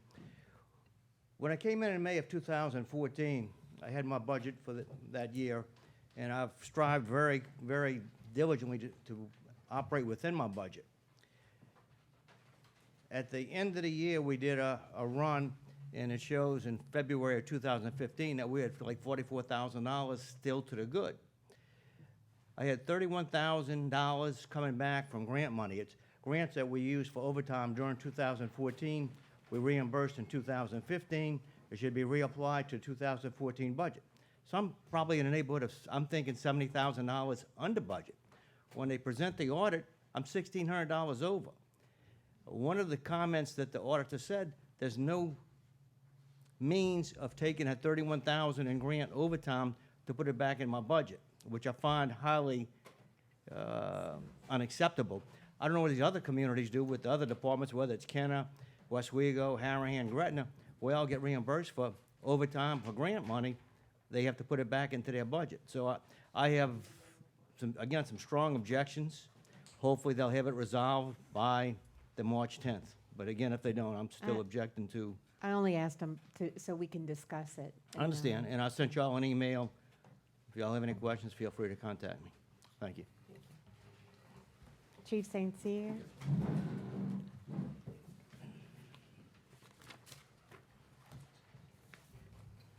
Mayor, Council, citizens of Harahan, Todd St. Cyr, Fire Chief for the City of Harahan. In January 2016, the calls for the Harahan Fire Department were 13 medical assistance calls, 6 fire alarms, 1 mutual aid call where we go and help another department, 4 structure fires, and 1 investigation. As some of you may know, and most of you do, I know on the council and the mayor, we had a nice-sized fire about a week ago on Wilson Avenue.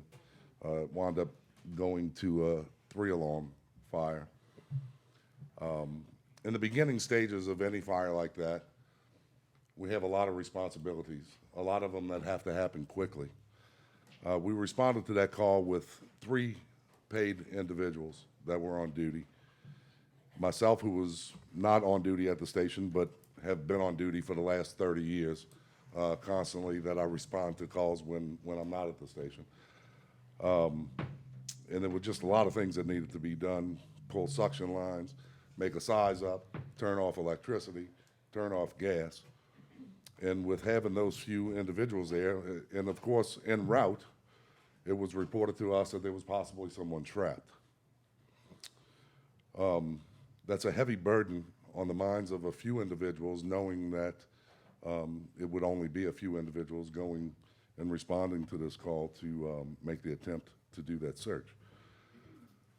I'd like to thank the Harahan Police Department, who arrived on scene with 4 individuals and helped our department greatly accomplish some of those tasks that are absolutely necessary in order for us to perform our jobs. Now, we did strike a second alarm and it did respond, but that's 15 minutes out. 15 minutes is an eternity when someone's house is on fire. We were able to search the first floor of the fire building. We were not able to gain access to upstairs, as that's where a majority of the fire was, and at that time it was just unsafe to go in and fight that fire with only 2 people and no one there as a backup. I pulled them out and would not let them go back in that house. We reassessed the situation, went around the rear, and started an external attack. We rendered the situation safe again, and were able to re-enter the house and go and search the upstairs. I implore the council and the mayor to do something to find money for our guys. This is serious business. This is twice this year that this has happened to us, and it's unfair to the community, and it's unfair to the men of the Harahan Fire Department. We overachieve all the time, and we will continue to overachieve.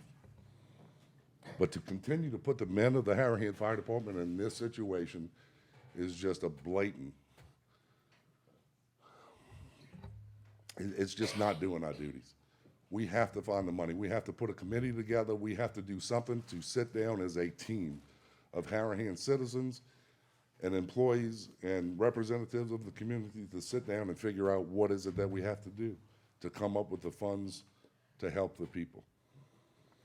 I'd like to thank Sergeant Kelly Laparty, Officer Michael Wright, Officer Clinston Gadia, and Officer Jordan Bloomer, as they were of major assistance to my men, and we appreciate it greatly. I have since met with the chief. We've sat down in a staff meeting of his guys, and he's asked what can we do to help train his people to assist us on the scenes of fires, and we're going to put something together that will do that. But I just want to thank you, Chief. I want to thank your men and women of the Harahan Police Department, as they were of great assistance. Moving on, I'd like to thank Councilman Johnson.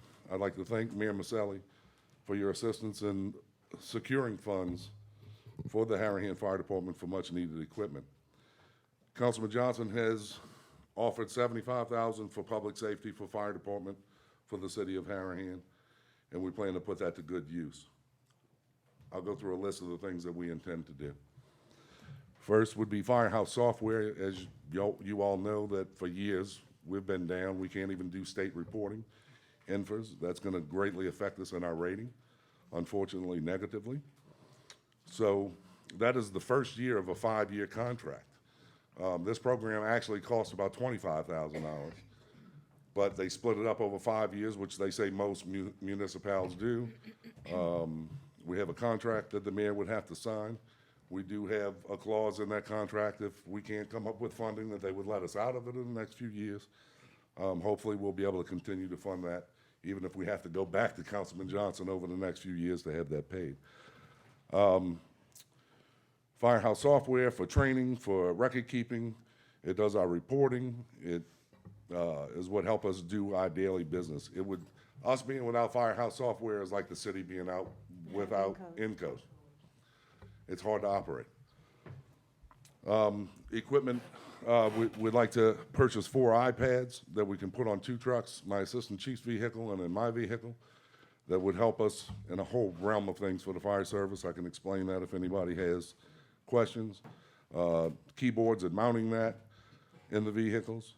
The data plan for those so that we can do things in the field when we go out and either do a building inspection or a pre-plan, we can take care of things right there.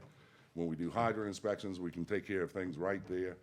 When we do hose inspections, we can do things right there and have on-scene help for vehicle accidents, chemical spills, things like that. Those iPads would assist us in those things. Some bunker gear, we plan on purchasing 5 sets of bunker gear. Some of our guys' equipment is in. Can you give us an example so they know how much bunker? See, 5 I sets don't of mean to bunker catch gear. you off. No, I have it right here, man. 5 sets of bunker gear is $9,304, and that's what it takes to equip 5 guys without the breathing pack. That's just the pants, the boots, the helmet, the coat, the hood that they wear, and the gloves. Cascade system, which is how we fill our breathing air tanks. Police officers were helping us change out breathing air tanks. We had guys going in and sucking up a bottle in a matter of 15 minutes and coming out and getting a new bottle and going back in. Well, we have to have a way to refill those bottles. The system that we have now is about 40 years old, and it's about on its last leg. It makes noises now that it just shouldn't make, and we've never heard them before, and we just need to get this thing out of the building as quickly as possible and have something to replace it. That's $41,000 in expense right there. I've been looking at these things for years. It's been my intention to replace this thing for years. I've priced systems for $60,000. We were able to piggyback, which I have all the documentation from Baton Rouge, the city of Baton Rouge. We're able to piggyback off of their bid. We meet all of the requirements that the law sets forth for us to piggyback, so we're going to be able to do that without having to put it out on bid. Expedite that, yes, thank you. Troxel, we intend to buy a new line TrueTouch interactive panel. Basically what it is a big TV screen that's touch screen and it operates with a computer, and we can do tabletop events and pre-planning of the bowling alley, of St. Rita School, of Harahan School, where we can put it up on a screen and all the things. If this happens, we can do this, and it's just a great training tool. It's also a great tool for us, and say after Katrina, if I'd have had this, we could have sat down nightly and gone through what we've covered, what we have, and I could have printed it up off that screen, given it to my guys, and they'd have known exactly where to start in the morning. We can show training videos on it. We can do all kinds of things. We can get that for about $5,000 or $5,500. It's something that I think is very important for our training program. And last but not least is Task Force Tips. We'd like to buy a monitor. It's an unmanned master stream device that will flow 500 gallons a minute, It's lightweight, 14 pounds. One guy can grab it, run, set up a 2.5-inch line, flow 500 gallons a minute in no time, and leave it there, and you don't have to commit manpower to it. You just went over my head. It's good. It's going to help us save on manpower. We can flow a lot of water without having to have someone sit there with it or hold the line. So that's what our intentions are. I appreciate Councilman Johnson for offering this funds to us. He has said that, you know, he's going to continue looking in the future. I've expressed that we have plenty more needs than that. We need hose, we need nozzles. There's just a lot more that we need. He's going to continue to look. Hopefully he can come through for us again in the future. And we just appreciate his efforts greatly. And we appreciate your efforts to help us with that. And if anybody has any questions regarding this or any other matter with the fire department, please give me a call. Thank you.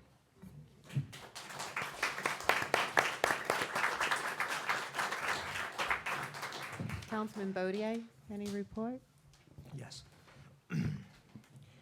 I remember Mr. Reams coming here about 6 months ago and very quietly stood up in the back and very quietly came up to the podium and he asked, hey, can we do something about this sand? Real simple. Didn't really come in and alarm nobody, didn't really get real crazy. He'd come in and get a little louder, and then Miss Evelyn would started coming to the meetings with him. This has been going on probably since July last year. And nothing has gotten done about it. What really concerned me the most is that when the mayor came in, Terry Valenti stood behind 1333, and when we were bringing it up, so the mayor was well informed of 1333. Then we got beat up really good by Miss Luella Lang because she stood behind 1333. I can't understand why in the world for you guys that they're not standing behind 1333 for you. However, I think a little bit of it was clarified for me by an email that was sent out by Councilman Benton, where she stated that this mayor has done more to improve the workings of City Hall than any mayor in the past 25 years. If I was a mayor in the past 25 years, I think I might have an issue with that. Then she went on to call these people political pawns. Now, there was a while back that I got really upset and I said that people were terrorizing me. But I always come to the one fruition that if you listen real good, someone will always tell on themselves. The people that were terrorizing us at the council meetings were the political pawns, and you know who you are. And that's all I got to say. Thank you. Good night. Councilman Johnston. Sure, I'd like to actually speak. We had a citizen get up a little bit ago talking about the budget with us pulling the line items. In her saying, she said that it was obvious what they were for. Why do we pull the money? Well, if it was so obvious when we asked the mayor what they were for, she could have gave us an answer. Secondly, St. Rita Dad's Club, tomorrow the 19th and also February 26th. They're having a fish fry from 5 to 8. I'm sorry, I'm just pulling this out to get some information. It's a $10 fish shrimp combo or new grilled fish plate, $8 grilled shrimp salad, $5 for 2 slices of cheese pizza.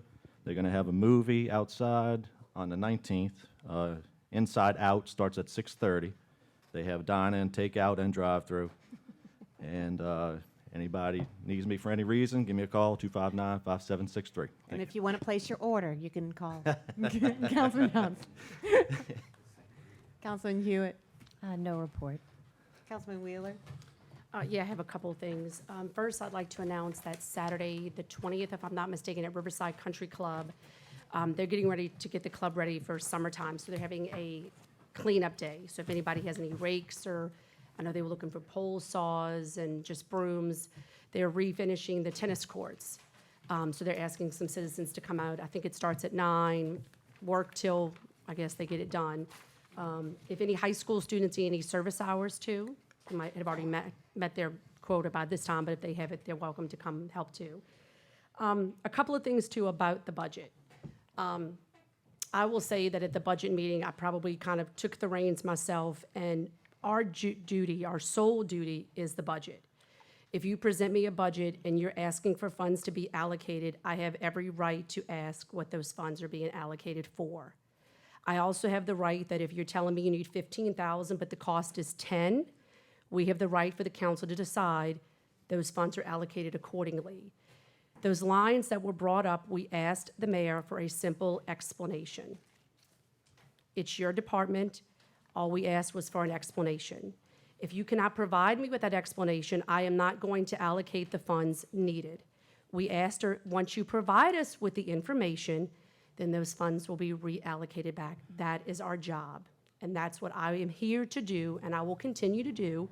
So I guarantee you on March 10th at the budget meeting, I already spoke to Ms. Lulu, I will ask a question about every single line. And I prepared her and I said, you better have an explanation for every single line. And I will stand by that for the next 4 years, or every time a budget is presented toward me, I'm owed an explanation. I expect an explanation. On that note, I also noticed too that we talk about decorum in this meetings. When somebody gets up to speak, we owe that person the right to let them speak. The chatter that's behind it is completely disrespectful. The comments, the side remarks, that's disrespectful. The people are up there, they have their 3 minutes, we owe them. The outside chatter needs to stop. It's disrespectful. The council members can't stop it. The only person that can is the mayor. I thought it was kind of comical that she gavelled the reams when they were speaking, but other outside chatter was going on, it wasn't stopped. So I would ask people to be considerate. When you're getting up, be respectful. Kindergarten 101. Thank you. Mayor, I'm sorry. On this, I just want to say, at that fish fry, I forgot to say it's at St. Rita. So I apologize, it's at St. Rita Cafeteria. Councilman Benton? About the budget issue, we had, I think, 2, maybe 3 special meetings about the budget. And there were ample opportunities for everyone on this council to address any line item that they had any questions on. But the line items weren't questioned until it was told to the accountant that his presence wasn't necessary. So I find that interesting that they had many opportunities to ask about anything, but they didn't wait. They waited until there was no accountant present to answer. And it's also interesting that they only attacked issues that related to the mayor's day-to-day operations. That's it. Thank you. I have to answer that. Well, okay. It'll take me 2 seconds. Yeah. I know that's what Sue's getting at. She brought the dig about how every department, we didn't cut any department, but it was only the mayor's. If you look at the budget, it seemed that the most, and I don't want to use the term fluff because that's not the term, I guess, is that it seems like, in my opinion, that all the other departments, police, fire, recreation, were decreased, but her department was increased. And so we are going to find the money and just allocate it appropriately. So I'll say that. Okay. Would you like to, since? We can, it's fine. All right. We'll talk about it on March 10th. I'd like to try and put things in perspective. I came to office, the only agenda I have is to serve the people, to bring transparency. I don't have a political faction. I don't have a political family. My family is 4 people that live in my house, and one's at Southern Miss, so she's rarely there. My son's rarely there. And my mother, who lives in Harahan. We don't have any businesses. We don't make deals. We're not buying up land, nothing. Just good government has been my only goal for the city of Harahan, and to bring it forward out of the past. Not to forget the past, to honor the past, but just to modernize it some. Some of the problems that we've had in Harahan are simply things of transparency. People need to understand the ordinances. It breaks my heart that the Reams feel as though the ordinances were hidden.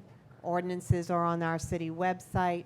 Ordinances are dealt with by our code officials, by our law enforcement, by our everyone here. The ordinances we have in any law, whether it's federal, state, local, sometimes require some professional consultation on how to apply. There are legal ramifications for doing things wrong, and we need to consider everything we do appropriately. We have to balance what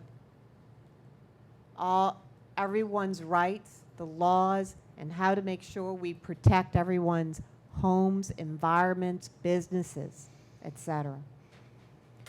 I take it very personal that anyone would use my background to say that I don't care about someone's health.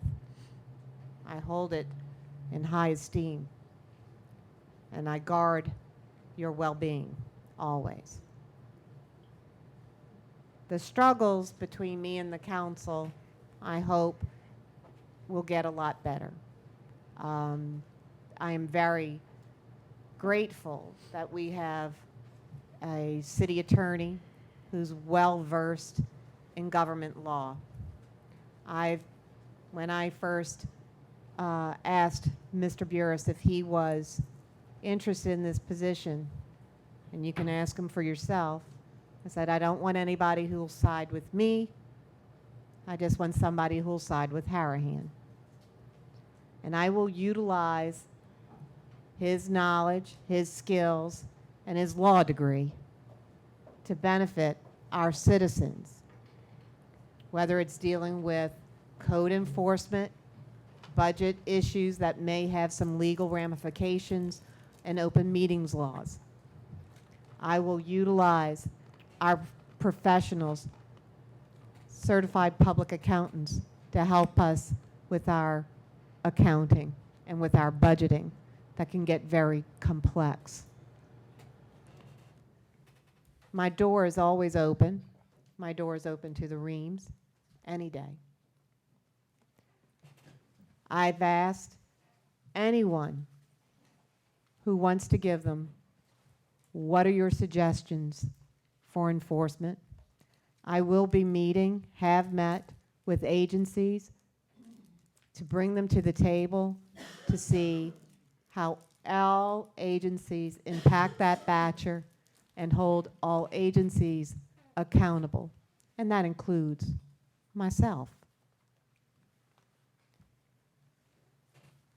So my door is always open. When there seems to be a lot of acrimony in the community, and the council's felt this, I've felt it when people have negative things to say. A friend of mine came up to me and said, how are you doing? I've got to tell you, I'm doing just fine. Because a lot of wonderful people have gathered in these chambers because they care about our city. We might have different ideas on how to apply our laws, what speed they should be applied, and how best to do things. But everyone is welcome here at all times. And I'd like to keep it that way. So I ask that people to continue to bring us your constructive criticism, your concerns, your suggestions, and I must say, every once in a while, your praise is a little helpful too.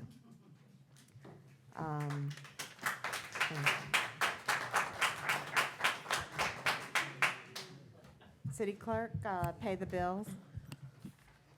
Bills paid in January, $497,750.85. We will now move to go into executive session. Most of the work of the business is done. We'll go into executive session and then adjourn upon return. What is executive, what is it concerning? I thought, Madam Clerk, wasn't there, it was supposed to read Oh, how- City of Harahan versus wood Yeah. material? Okay, yes. Now, Mr. Beers, about 2 weeks ago, the mayor asked you if this is something that met criteria for executive session, and your email back to us was that it did not. Have you since changed your mind? So do I have a motion to move to executive session? Motion. I have a motion by Councilman Johnston, seconded by Councilman Benton. All in favor? Yay. Any opposed? We have 5 yeas, 0 nays, and I'd like to thank everyone for attending. We can go to my office if you'd like. Okay, you're taking over, thank you. Good. She's got a brand-new baby. I think we have, we're ready for a motion to adjourn. Motion. I have a motion by Councilman Johnson, speedily seconded by Councilman Wheeler. All in favor? Yay. Any opposed? We have 5 yeas, 0 nays. The motion passes.